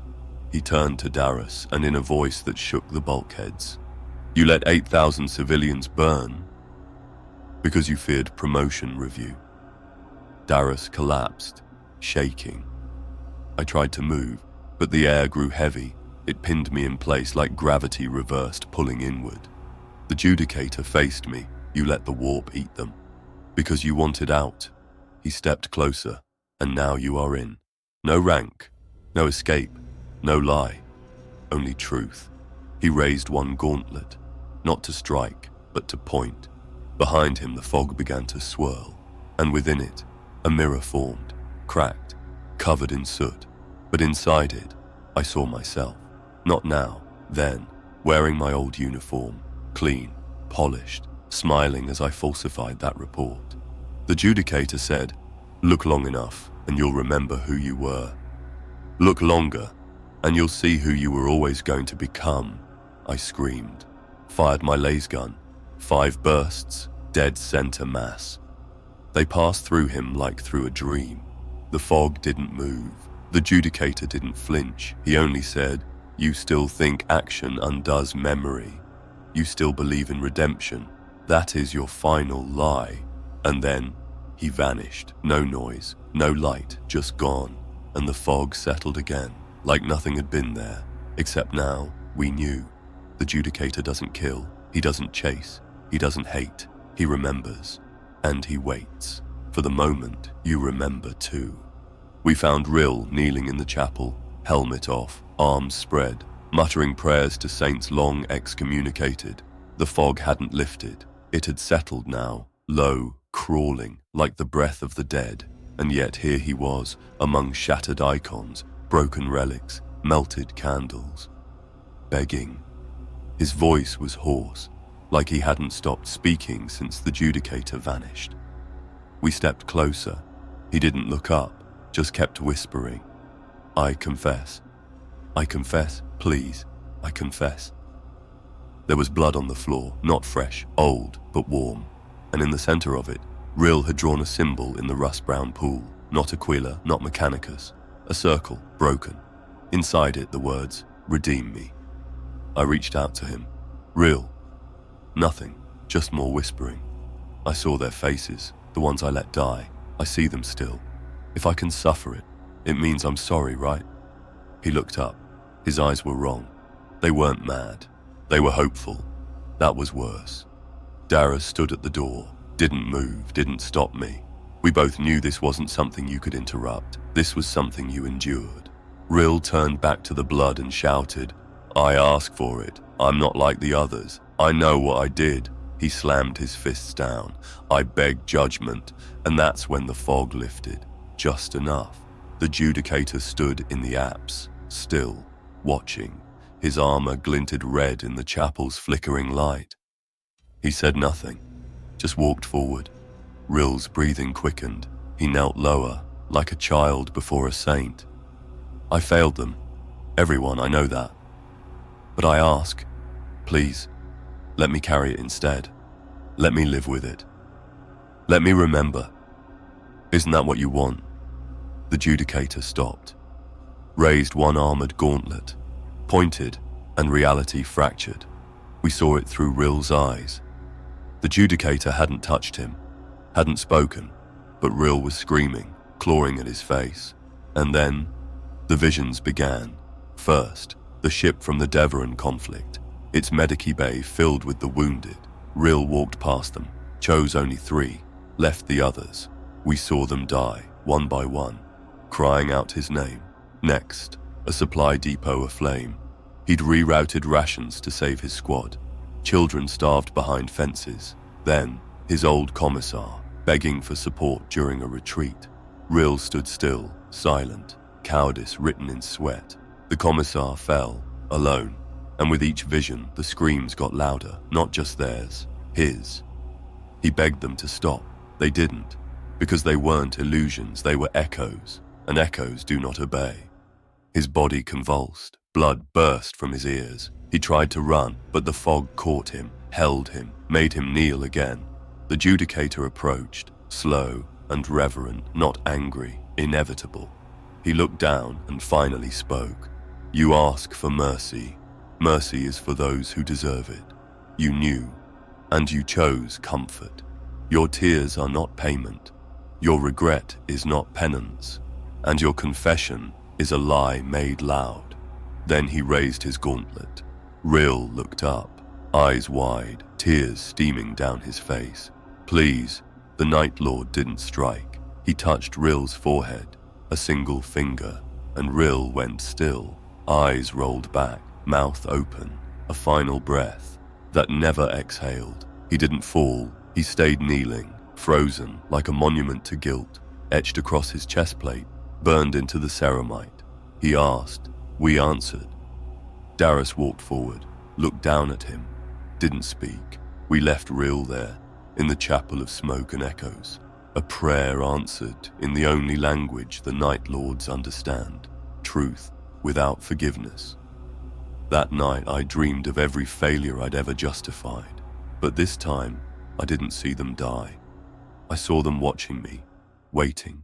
We tried not to sleep anymore, but sleep wasn't something we controlled now. It came like the fog, creeping into the skull, behind the eyes, beneath the will. And when it came, we didn't dream, we remembered. This time I woke standing, not in a hab cell, not in the corridors, but on a balcony of bone overlooking a city that did not exist. Twilight choked the sky. Towers burned in slow motion. Screams didn't echo, they bled. And beside me, he stood, the judicator, closer now. I could see the details of his armor, etched faces in his vambraces, teeth embedded in the links of his gorget.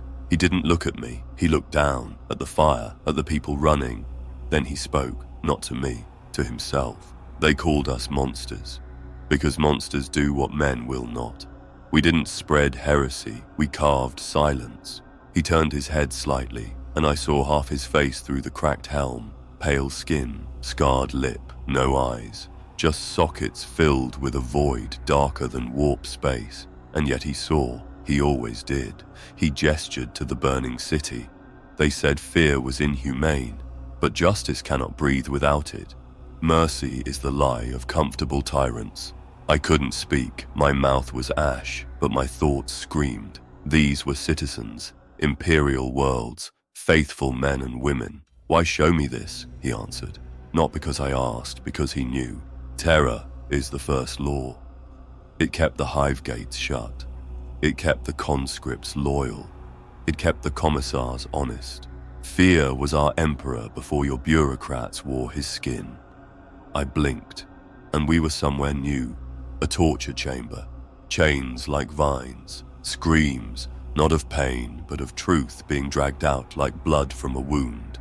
A prisoner hung before me, branded traitor. But he wore an aquila on his chest. The judicator walked past me, lifted the man's chin with one talon. He wept for his children, but his silence let 10 cities burn. He turned to me. Would you let him live? I couldn't answer. The world warped again, a battlefield. Ash covering everything, a line of civilians, blindfolded. A young officer, me, holding a data slate. The orders, execute half. Instill obedience in the rest. I'd signed the order. Now I saw them again, and I saw the fear in their faces before they died. But it wasn't fear of death. It was disbelief. They thought they were safe. They thought we were just. And the judicator's voice filled the air like iron in the lungs. The illusion of goodness is the Imperium's last cruelty. We punished murderers but let cowards lead fleets. We flayed heretics, but fed corruption under sigils of gold. Another blink. We were on Nostramo. I knew it instinctively. The sky was black, always. The towers were sharp, looming. There were no stars, just eyes. And from the shadows came screams, then silence. The judicator gestured at the gloom. This is where we were born, among liars who pretended they couldn't hear the dying. So we made them hear it. He turned back to me. Eyes like gravity. Do you fear me? I tried to say no, but he laughed, dry, hollow, not cruel, just factual. You fear me, so now you listen. He stepped forward, closer than before. I could feel heat from his armor. It smelled of ozone and truth. Fear is the price of silence, and you paid it in others' blood. So now you will learn it. You will fear for every voice you ignored. Suddenly I was back on the ship, alone, helmet fogged, heart racing, vox silent. I ran, didn't care where, just away, from him, from the truth. But fear doesn't fade, it spreads. I turned a corner and saw Darius. He'd carved something into the bulkhead. Words, shaking hands, dried blood. He made me watch. Every time I obeyed and let them suffer, every time I stayed silent. I am not innocent. He looked up at me, tears in his eyes, not weakness, clarity. He's not showing us nightmares. He's showing us what we buried. He handed me the blade, walked into the fog, didn't speak again. I sat down, pressed my back to the wall, and stared at the words he'd carved. I read them over and over, until they weren't his, until they were mine. And I finally understood the Night Lord's creed. Not chaos, not conquest, memory. They are not tormentors, they are mirrors. And fear is the only language that makes us look. We stopped counting the days. Time had folded in on itself. Shift cycles meant nothing. Rations rotted untouched. Sleep came only in fits and left us more hollow than before. The fog never lifted, only changed shape. And now, it had eyes. It began with whispers, the same as always, but this time they weren't in the Vox. They were behind us, just out of view. I turned a corner near Deck 7C and saw them. For only a moment, 3 silhouettes. Human, tall, helmed, motionless. Facing me, then gone. No sound, no trace, just vapor trailing where they'd stood. I blinked so hard it hurt, but I saw them again that same night, at the end of a broken passage, like statues, backlit by the red emergency glow, watching. When I turned back to call Darius, they were gone again. Hallucinations, I told myself, residual trauma, post-hypoxic delirium from the fog. But the Auspex told a different story. 5 life signs. Only 3 of us remained, and 2 of those readings were moving when we weren't. We sealed off the barracks deck, made a stand there. What else could we do? Darius watched the corridor. I checked the logs. Taria, she prayed. She hadn't spoken much since Real. She'd seen what he saw, heard the screams through the walls. Now she just clutched a rusted Aquila and muttered litanies she likely made up. Words like, "The Emperor sees even beneath the skin. Terror comes before purity. Let me be broken so I cannot lie." That last one stuck with me because it felt right, not comforting, but true. Then in the 6th hour of that cycle, the lights flickered, normal now. But these didn't strobe in patterns. They blinked like eyes. We checked the corridor feed. Fuzzy static, of course, but something moved in the haze. 1 figure, then 2 more, no helmets, just shadows.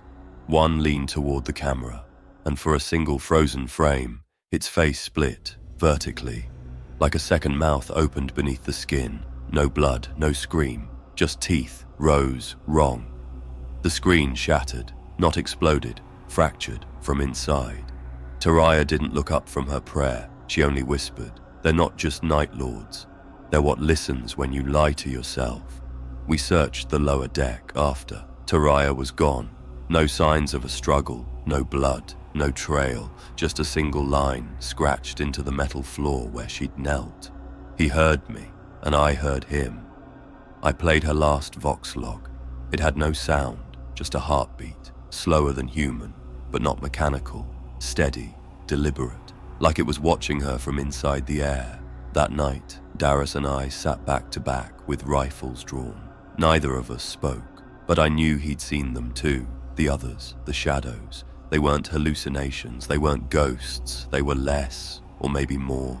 Somewhere in between memory and meat, born of fear, shaped by confession, judges. At 3:44 ship time, we heard footfalls outside the sealed door. Not one set, many, armored, slow, marching, but with no destination, just presence.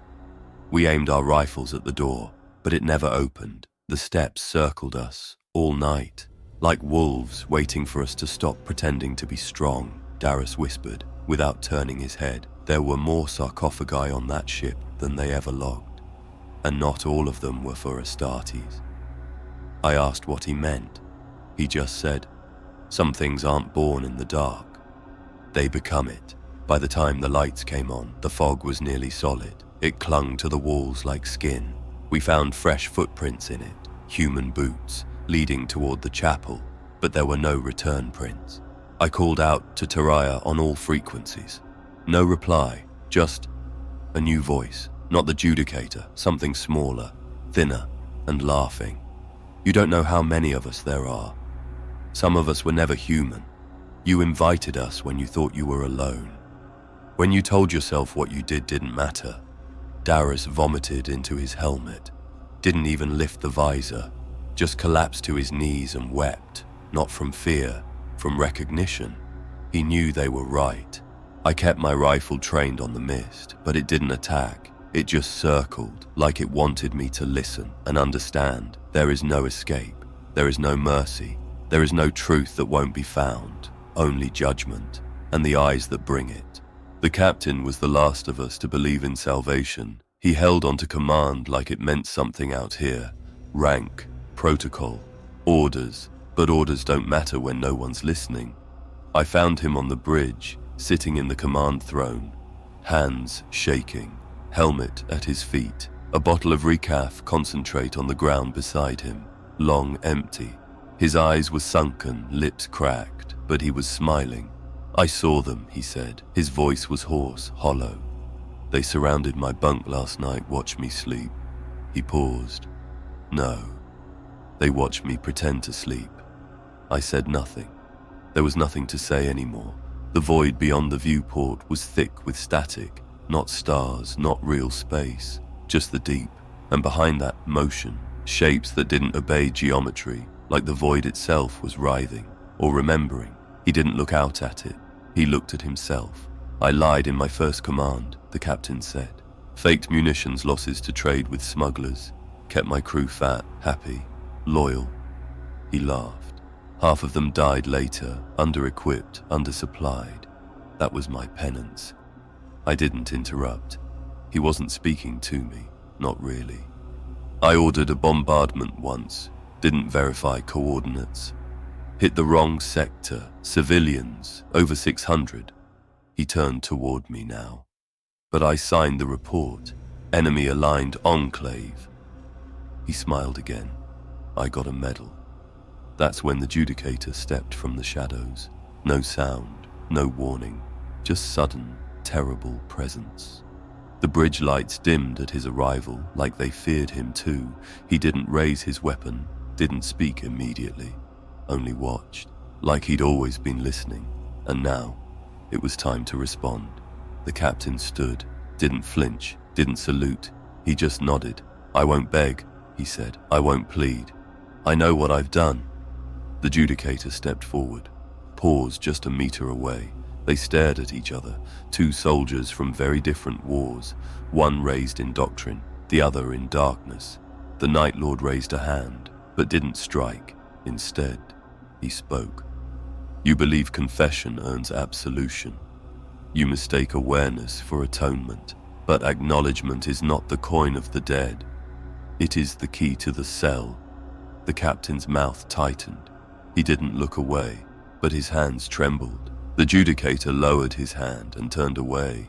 He did not kill the captain, he spared him, and that was worse. He spoke one last time, voice like a blade pressed against the soul. Now you live with the truth. No title to protect you, no lie to warm you. You are seen, and you are remembered.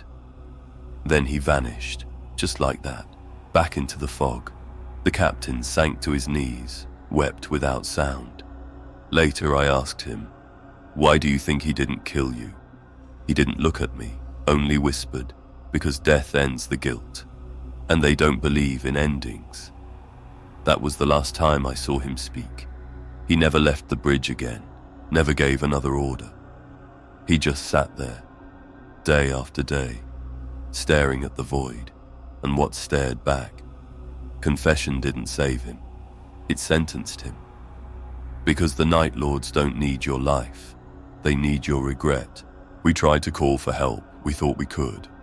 After everything, after the dead, the disappearances, the whispered truths and carved justice, we still believed someone might answer. Somewhere out there, a patrol, a signal buoy, a passing vessel, anyone. The Vox array came online at 0200. For 3 minutes we got a green light. Darius and I stood in the comms chamber, not speaking, barely daring to hope. And then it began. A ping, a connection, a voice. Vessel identified, Omega-6 salvage. Authentication pending. Repeat, authentication pending. Please confirm. Then it stopped. Dead. No static, no interference, just silence. I turned to Darius. He was already at the controls, fingers flying. He rerouted backup relays, switched to encrypted bandwidth, launched every distress signal in the codex. Nothing, not even a denial. The Vox wasn't blocked, it wasn't jammed, it was gone. We checked the console logs. A new line of code had appeared. Not from us, not from the system, just 4 words. Your sentence is silence. Darius slammed a fist on the panel. Sparks jumped, metal screamed, but it changed nothing. The signal was cut at the source, not from within the ship, but from beneath it, something deeper, older, something that had waited too long to be heard, and now refused to let us speak. We pulled back to navigation, to regroup, recalibrate. That's when we saw it. The ship had changed course. We never initiated a new heading, never touched the helm, but there it was, charted in real space, vectors, +042/-193/ void arc destination, unknown/non-coded region, approximate coordinates, ghoul stars, exclusion zone. We tried to override. Darius input a hard kill switch on engines. I triggered a manual nav reset. The system responded, then deleted the commands before they executed. Another message appeared, single line. You do not command penance. The ship was no longer ours. We tore open the panels, traced relays, sliced wires, vented systems. It didn't matter. Some other will had seized control. And it wasn't mechanical, it was personal, like the ship itself had chosen judgment. Then came the storm, not outside. We were still light years from any mass. The storm came from within the Geller drive core. We passed through nothing, no warp breach, no dimensional stress, and yet the lights went out, every panel dimmed. The air grew still, and the walls began to sweat. Condensation, number blood, thin, black, beading across the bulkheads like tears. Darius backed away from the terminal, whispered, "This is a mass grave, and it wants company." I checked the escape routes, pods offline, manual release, locked from outside. The overrides, purged. We weren't just passengers now, we were cargo. That night, Darius tried to reroute power through the maintenance deck. He didn't return. I found the hallway empty, his gear scattered, boots gone, helmet cracked and filled with ash. No blood, just one word scratched into the floor with a servo knife. Listen. I pressed my Vox bead. Nothing. Then I heard something else. Not a voice, not words. A breath. Inhale, hold, exhale, over and over, like something was waiting to be heard, and it was patient. I sealed the bridge and ran diagnostics again. Every nav point since boarding had been erased. We had no record of the planet we left from, no record of our initial drift anchor, no timestamps, no mission origin tag, nothing. We hadn't been lost, we'd been cut out, like a wound erased from the skin. I checked the starfield through the bridge window. No constellations I recognized, no planets, no systems, just a vortex of nothing, a sea of black stitched with red streaks of failing stars. It was pulling us in, not gravitationally, not warp-touched, but morally, like we belonged to it now. And I realized we'd been judged. Now we were being taken, not to be executed, to be displayed as examples, to others, to the Imperium, to those who forgot what justice looked like without gold plating. The Night Lords didn't abandon their creed. They didn't disappear. They just waited for us to rot far enough for their knives to mean something again. And now, they were coming home. We heard the hiss before we heard the scream. By the time we reached the lower deck, the bulkhead lights were flashing yellow, warning of pressure loss. No klaxons, no alarms, just the pulse of failing atmosphere. And silence, except for the wet slap of something hitting the steel outside the airlock. They were gone, Nadara and Helix, 2 of the last 5, gone. The pressure logs showed a manual override. No external damage, no system error. It had been opened on purpose. From inside, I stared at the console. There were 2 sets of fingerprints in the security panel. One matched Helix. The other didn't register. No identity code, no heat signature, no biometric readout. Just void. I turned to Marek. He was shaking, mumbling something under his breath. I stepped closer. He pointed at the ceiling, voice trembling. He made them look. He said they could stay if they named what they'd done. They didn't. So he showed them the stars. Marek began to laugh. Not hysteria, not madness, resignation, the sound of a man who understood too much and too late. I saw his face, he said, not just the armor, not the eyes. He leaned close. Under the helm, there's no anger, no rage, just certainty. I demanded to know how he knew. What happened in the airlock? Who opened it? What did the others see? He didn't answer directly. He just said, "Fear doesn't make you confess. It makes you remember, and memory is the punishment." We locked the airlock, sealed the corridor, but nothing could unsee what we saw next. Their bodies drifted outside the viewport, not mangled, not shredded, just frozen, peaceful, like they'd accepted it, like it was earned, and scrawled in condensation on the interior of the viewport glass. "This is not vengeance. This is revelation." That's when I snapped. I turned on Marek, pushed him against the bulkhead, screamed in his face. "What does he want? Why us? Why keep us alive at all?" Marek didn't fight back. He didn't even blink. He just stared past me, and that's when I felt it. The air grew heavier, the light dimmed, the shadows stretched behind me, and a voice, not in my ears, not in the vox, but in my bones, spoke. "I want you to see yourselves. You left your sins in the dark." I brought a mirror. I spun around. He was there, the judicator, closer than before. His armor hummed with barely suppressed voltage, his gauntlets flexed with patient judgment. But he didn't move. He didn't threaten. He simply existed. And we broke around him like water around stone. I shouted at him, demanded answers. "Why do this? Why us? What gives you the right?" His response was cold, precise, final. "You gave me the right, with every lie you told to survive, with every order followed without question, with every truth buried for the good of the unit." I gritted my teeth. "I'm not a traitor." He stepped forward slowly. The deck plate groaned beneath his weight. "No, you are worse. You were loyal to a corpse king who feeds on ignorance. You turned silence into doctrine. You called cowardice compliance."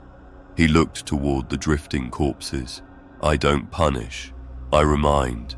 I reveal. If that breaks you, then you were always broken." Then he vanished again. Not teleportation, just absence. Like he'd never been there at all. Marek slid to the floor, hugging his knees. He whispered, "It's not about judgment. It's about memory. He wants the Imperium to remember what it buried." I didn't respond. There was nothing to say. The only thing more terrifying than facing your death is realizing your survival is the punishment. We were no longer dying. We were learning. They didn't scream, not even once. That was the worst part. I found Marek in his bunk, or what was left of him. His skin gone, but not torn, not shredded, removed. Like a surgeon or an artist. His body lay flat, arms folded. No sign of a struggle, no blood trail, just quiet. His face was on the wall, pinned there like parchment, stretched tight between 4 steel prongs and carved into the cheek in clean, measured low Gothic. False witness. I fell back, bile rising in my throat. It wasn't horror that hit me first, it was recognition. Because those were Marek's words. He used them in his report from Carthus Prime, the incident we were ordered to redact. He lied. He called the civilians insurgents. The data showed otherwise, but he signed the seal, told us all to forget. The Night Lord hadn't flayed him for murder. He'd flayed him for denial, The others, they came next. 3 more bunks, 3 more faces, each one pinned open, each one marked. Cowardice beneath command. Sienna, the lieutenant who froze during the breach op. Silence in the purge. Arday, the medicae who ignored the child in the rubble. Pride in a mission. Kelv, the Vox operator who lost the refugee logs. I stood in the corridor alone and realized this wasn't just execution, this was exhibition. They were being turned into warnings, not to others, but to me. The message was clear. You are not innocent because you survived. You are not innocent because you obeyed. You are only innocent when you admit you are not. That night, I tried to sleep in the chapel. Only place left without corpses, but not without ghosts. The bones lining the walls now had names, not carved, branded, imperial script, unit numbers, planetary origins, each one familiar, every single one from our own regiment. The bones we found weren't from the Night Lord's victims. They were from us. Salvage crews, over decades, centuries. This wasn't the first time the ship had been boarded. It was just the first time one of us had lived long enough to understand. I knelt in the center of the chapel, no prayer, no hope, just the sound of my own breathing, until I heard his, slow, even, a presence behind me, but I didn't turn, didn't need to. I knew who it was. Why me? I asked. Why not kill me? Why let me see this? His voice was quieter this time, not a growl, not thunder, just truth. Because you still believe, and belief is the last lie. He moved around me slowly, heavy steps, purposeful but not threatening, like a father circling a child caught in a transgression. You think survival means purpose. You think confession means peace. But I show you what you are, and then I let you live with it. A pause, then a whisper that shivered my bones. That is justice. When I finally looked up, he was gone. The room was still, the bones were quiet, but the faces remained, and I couldn't look away because one of them now was mine, skinned, pinned, not dead, but waiting. It started with the smell, not rot, not decay, iron, copper, burned oil, a scent that doesn't belong in metal corridors. It belongs on battlefields. I followed it, down a deck we'd sealed days ago, into a sector the logs swore didn't exist. No lights, just emergency lumen strips flickering like dying stars. Each step felt heavier, as if the gravity was wrong here. Too focused, too intentional, like the ship wanted me to sink. I found the door by accident, or design. A circular iris hatch, no markings, but the walls on either side were warm, pulsing, breathing. I forced the hatch open. The chamber beyond wasn't on any schematic, and I knew, immediately, this was no chapel. This was something else, a ritual space, circular, wide. The walls sloped inward like a cracked egg. The only light came from braziers of burning blood. Yes, blood, thick, black red, boiling in iron urns shaped like inverted aquillas. The floor was marked, not with chaos sigils, not the familiar spiral of Nurgle, nor the serpents of Slanesh, nor the screaming runes of Khorne, but something older. Symbols that weren't taught, weren't written. They were felt, deep in the gut, behind the eyes. Every mark was a scar, etched into the floor, into the walls, into the ceiling, into me, and in the center, a throne, empty, carved from bone, not human, not alien, Night Lord. The back of it stretched high, towering like wings folded in silence. At its base, chains, broken, stained, still warm.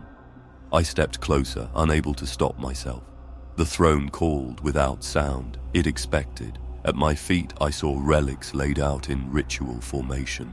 A helmet, crushed, a last pistol, bent and blackened, a purity seal, burned to ash, a journal, pages unreadable, soaked in oil. They weren't offerings, they were reminders. Every object was a piece of someone. Someone who had sat here before, someone who had confessed and failed. I heard footsteps behind me, turned fast, weapon raised. But it wasn't him. Not yet. It was images, projecting from the blood fires like echoes. A child watching his mother burn, ordered by a commissar, a guardsman shooting wounded prisoners too injured to carry, a medici laughing as he recorded a mercy kill he never gave. Visions of men, women, soldiers, all of them ours, not heretics, not traitors, loyal servants of the Imperium, and yet, monsters. Then his voice, software patient, from nowhere, from everywhere. This is not chaos, this is clarity. You blame demons for the horrors you commit. You name fear a weapon. But fear is the only truth that listens. The symbols on the walls pulsed with his words. They weren't rituals, they were records, like pages in a ledger of crimes committed by the righteous. I knelt before the throne, not out of faith, not out of fear, but out of exhaustion. The truth had weight, and I could carry it no longer. He appeared then, from the shadow beside the throne. No entrance, no movement, just presence. The judicator stood beside the throne like a priest at final rites, but he did not sit. He gestured for me to look. I did. Into the blood fire, and I saw myself, not dying, not flayed, but commanding, wearing armor not my own, issuing orders with cold certainty, sins upon sins, carried like laurels. The Night Lord did not accuse, he simply watched, as I watched me. Then he said, "Fear is not the enemy. Fear is memory's voice, and memory is the first step to judgment." I asked him what this place was, this chamber, this ritual, this ruin. His reply, just 4 words. "Your future, our past." He turned and walked into the fire, but the fire didn't burn. It swallowed him like shadow, like forgiveness never mattered. I stood alone in the chamber, but it wasn't empty, not anymore. Because now, I remembered. I never meant to find it. There was no path marked, no corridor logged, no mechanical door waiting for my passcode. Just a seam, a crack in the bulkhead, half hidden behind a collapsed shrine to the Emperor. One of the many we'd built in desperation, now toppled, forgotten, like he had forgotten us. I followed the seam, downward, always downward, as if gravity itself pulled me toward reckoning. The corridor narrowed with every step. The lumen strips dimmed behind me, until only the flicker of my own chest lamp remained. Then I found the door, a vault hatch, no symbols, no locks. It opened before I touched it, as if it had been waiting. Inside was silence, no hum of engines, no pulse of failing circuits, just the quiet hum of reflection. The chamber was circular, the walls curved upward, polished black. Every surface was a mirror, some tall, some wide, some cracked, some still bleeding. I stepped inside. The hatch sealed behind me, and then the reflections began to move, not in sync, not in sequence.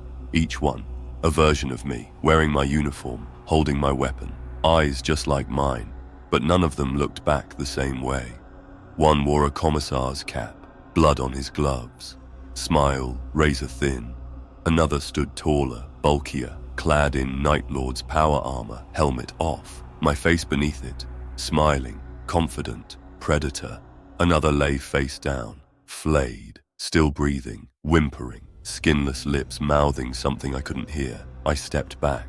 The chamber didn't let me. Each reflection shifted as I moved. Each version of me reacted, some with rage, some with sorrow.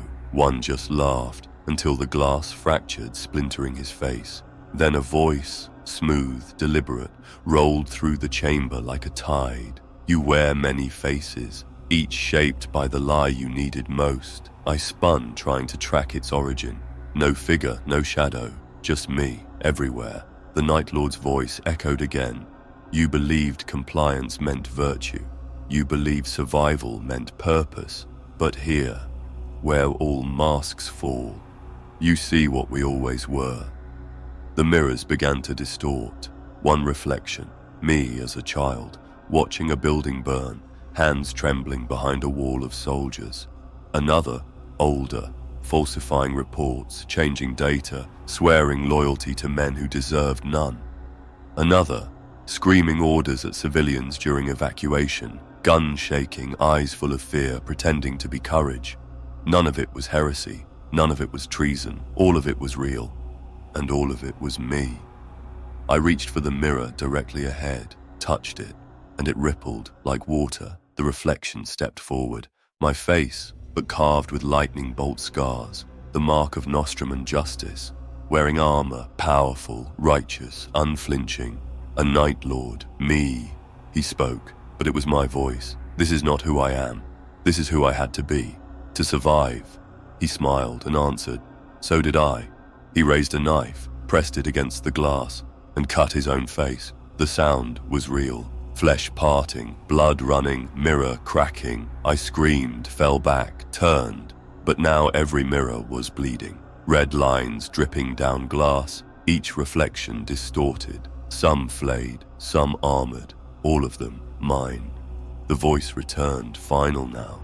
Not taunting, not cruel, just honest. Every mask becomes the face. Every role becomes the soul. You were never one man.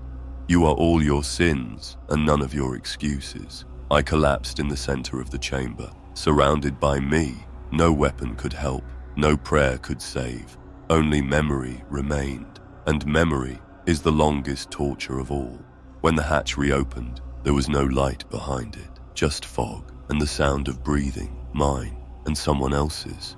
I don't remember walking out of the mirror room. I remember the cold, the silence, the weight, like I'd stepped into my own grave and buried myself upright.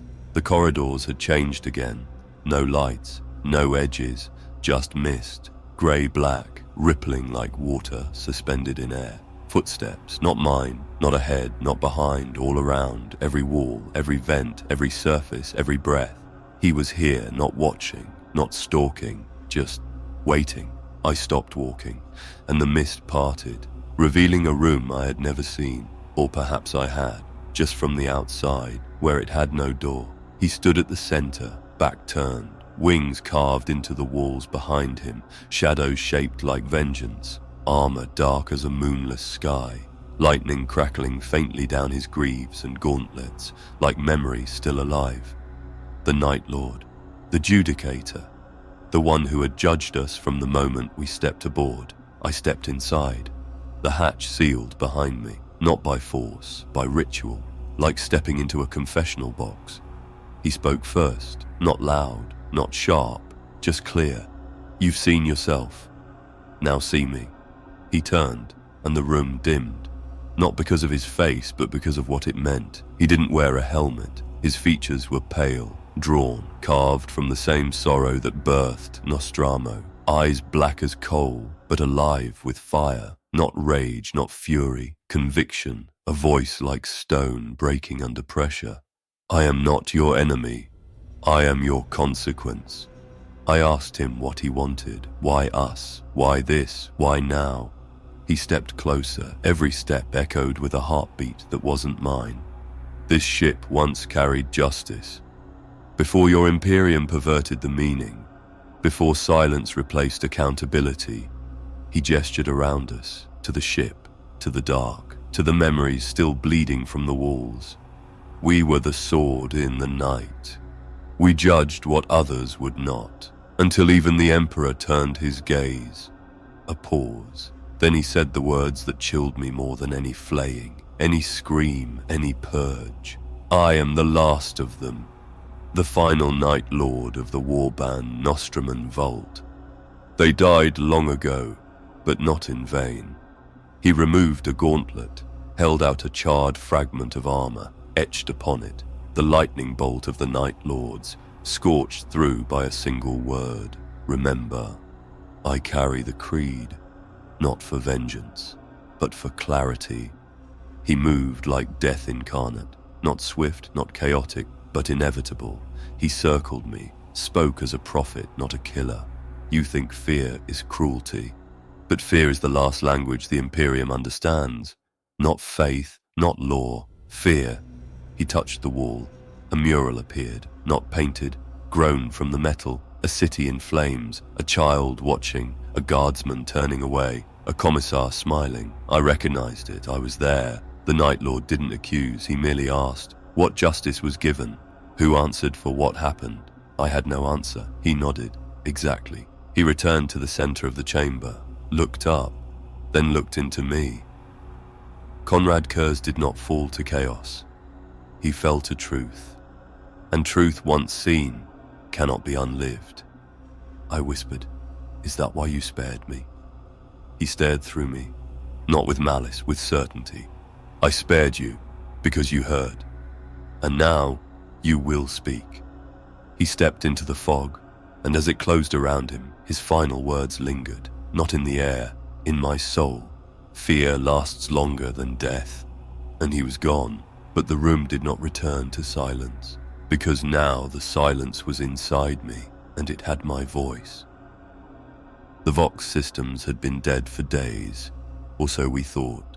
Cracked, gutted, wires flayed like veins in an autopsy, every panel ripped open like it had been dissected. Our tech priest had called it sacrificial damage, but now they hummed. The consoles lit up, one by one, each screen flickering with corrupted runes, each receiver vibrating with a pulse that wasn't electrical. It felt ritualistic, not a signal, a summoning. I reached for the panel. It sparked at my touch, but didn't reject me. Instead, it welcomed. The main Vox horn overhead burst to life, static, deep, warped, then a voice, slow, raw, inhuman and human in the same breath. Imperium of man, children of a silent god. Hear now the judgment of truth. I froze. Every word sank like iron into the marrow of the ship. It wasn't localized. It wasn't internal. The broadcast was going outward. The Night Lord was speaking to the galaxy. A tone built behind the voice. A scream flattened by centuries. Not a signal jammer, not warp noise. Just history, folding in on itself. You who swore loyalty without understanding. You who watched the crimes and called them holy. You who broke worlds and then sealed your reports in wax and blood. My throat closed. I wanted to speak, to shut it off. But the panel had locked me out. I wasn't the audience. I was just a witness. I am the last voice of Nostraman law. I carry the justice that was denied. Not chaos, not rebellion, only remembrance. The Vox crackled again, then changed. The voice layered over itself, repeating, splitting. Dozens of recordings playing in tangled sync. Every confession the crew had made. Sienna's whispered sins, Kelv's last breath, Marek's broken plea. My own voice, shaking in the dark. All of it, broadcast, raw, unedited, named, time-stamped, planet-coded. The Night Lord wasn't just speaking to the Imperium. He was filing a record, a war log, a tribunal of ghosts. Then the voice returned, singular again, sharpened, clear. You made fear a tool of compliance. I made it a mirror. A moment of silence. Then the final words, carved into reality like scripture burned into flesh. We have not forgotten.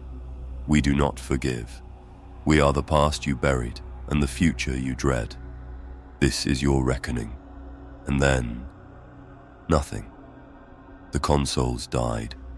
Lights dimmed, Vox lines went cold. The only sound left was the blood in my ears, and even that felt borrowed. I turned to run, but my legs didn't move, because I could feel it, in the walls, in the steel, in the air. The ship itself was broadcasting, not just Vox signals, memory, terror, remorse, a monument, not to chaos, not to vengeance, but to truth. A warning without rescue, a confession without absolution. I stumbled to the bridge, looked out through the fractured viewport, and saw a pulsing beacon transmitting into the stars. No message, no coordinates, just a signal. We remember. Then, silence. Not peace. Silence. The kind you hear in tombs. The ship was silent now. Not empty. Just finished. No more screams. No more footsteps. No more Vox whispers from the walls. Just the deep humming pulse of the reactor below. Steady, like a dying heartbeat that refuses to quit. I moved through the corridors like a ghost, though I was the only one still breathing. If you could call this breath, no bodies remained, no blood, not even the faces, those flayed, accusing masks, had vanished, as if the Night Lord had wiped the slate clean, leaving only me. In the engine bay I found Ardet's boots, neatly placed beside the fusion coils, his name tag still clipped to the laces, nothing else. In the mess hall, Sienna's rosary lay atop a sealed ration tin. The tin was unopened, so was her faith. Every room I entered, something was left behind, but no one, only traces, echoes, artifacts of the judged, and everywhere I went I could feel it. He was still here, not lurking, not hiding, just waiting like a statue beneath the ocean, unmoving but inevitable. I reached the primary Vox tower, where the final broadcast had pulsed out like a curse into the stars, and there he stood. Not in a pose of triumph, not like a conqueror. He stood like a gravekeeper, watching a cemetery that only he knew existed. The Night Lord didn't turn to face me, he didn't need to. "They'll come soon," he said, his voice calm, distant, like prophecy whispered from the other side of a dream. I asked him, "Why did you spare me?" He didn't answer at first, just walked toward a shattered display panel, brushed dust from it with a single armored hand. On the screen, faint outlines of the ship's flight logs, names, dates, disappeared regiments, salvage crews that never returned, all of it, gone, all of them, forgotten. "Because someone must remember," he said, "someone they'll listen to." He turned to me now, eyes like coals still burning beneath snow, not angry, not cruel, just tired. "They'll question you. They'll torture truth out of you. They'll brand you liar, heretic, madman." He stepped closer. I didn't flinch, not anymore. But memory doesn't need belief. It just needs to exist. He gestured to the stars beyond the fractured viewport. "The Imperium worships silence. I give them noise." I asked him again, this time softer. "Why me?" He paused, then said it, the words that sealed my soul like wax on a death warrant. "Because you lived. So they'll know." We were here. The lights dimmed around him, but he did not move. He did not vanish. He simply wasn't there anymore, like fear slipping back into the cracks of reality, like judgment never needing to be seen to be real. I fell to my knees, not in worship, not in despair, just collapse. Like everything inside me had finally run out of lies. I was alone, the last crewman, the last breath, the last witness, and the galaxy. It would hear me, but it would not believe. I don't remember the boarding party arriving, just the sound of boots, heavy, sharp, too clean. I'd been lying next to the Vox terminal for hours, maybe days, still warm, still humming, still broadcasting, the message looping, low Gothic over Nostraman syntax, fragmented phrases of judgment, truth, terror. "We remember. We do not forgive. Fear lasts longer than death." When the rescuers came, I didn't raise my head, didn't answer their names, didn't move when they shouted, or when they scanned, or when the servo skulls lit my face like a crime scene. One of them approached. A medic. I saw the reflection of myself in his visor. Pale, eyes bloodshot, mouth moving on its own. I was mumbling, repeating things I hadn't said aloud before. Not to the crew, not to myself. Things he had said. "You made fear a weapon. I made it a mirror. I am your consequence." The medici tried to inject me. Stimulants, coagulants, mind stabilizers. They called for a quarantine pod, declared level 3 psychic contamination, ordered all data cogitators secured and isolated for inquisitorial review, standard protocol. None of them saw the ship. Not truly. They saw empty halls. No blood, no damage, no corpses. They didn't find Sienna's rosary, or Ardet's boots, or Kelv's crushed Vox unit.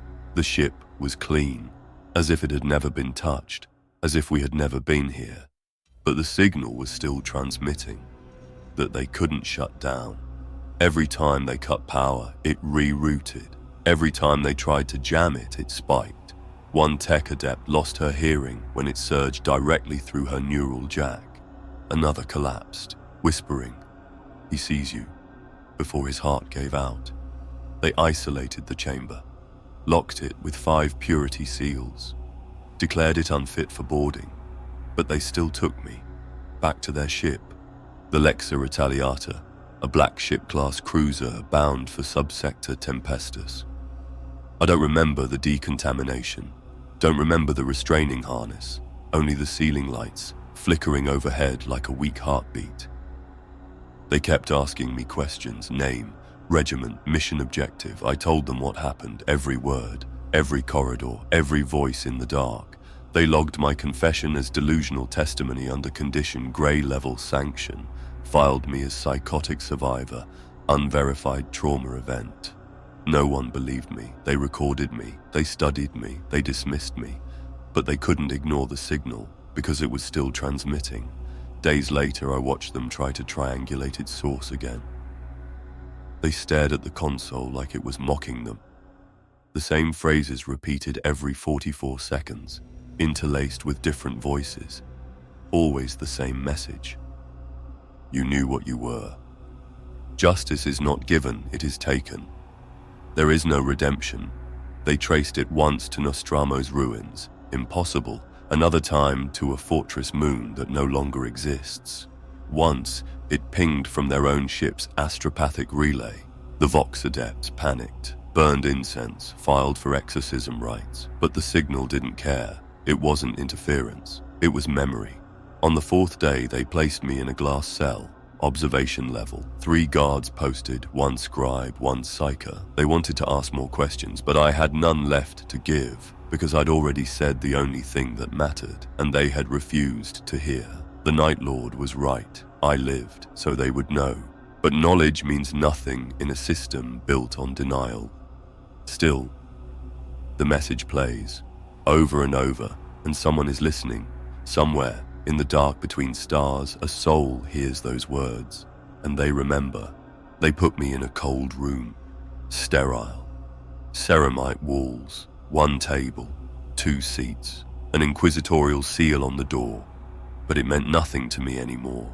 They thought this was a debriefing. They thought I was lucky to be alive. They thought the danger had passed. They didn't understand. You don't survive the Night Lords. You become what's left behind. The Inquisitor's voice was calm, measured. He asked the standard questions. What happened aboard the Cruentus Noctem? Why were there no survivors? What was the nature of the broadcast? I answered truthfully. That was my mistake. I told them the Night Lord spared me. Or maybe he didn't. Maybe he just rewrote me. I told them about the mirror room, about the skinless faces, about the message repeating in the dark, about how I still hear it. Even now, even here, they made notes, they ran tests, declared me contaminated by trauma and likely delusional. They think this is madness, but madness doesn't follow you into mirrors. Madness doesn't speak back in your voice. They left me alone, in a monitored chamber, 1 bed, 1 desk, 1 mirror. I stood in front of it, not out of vanity, out of compulsion. At first I saw myself, gaunt, pale, lips dry, eyes mine, but then I blinked, and they weren't. The pupils were red, burning softly, like embers buried in ash, watching me. I leaned in, and it smiled, not mockery, not threat, just recognition, because he had told me the truth. You live, so they'll know. You are the message now. I tried to look away, but the mirror didn't release me.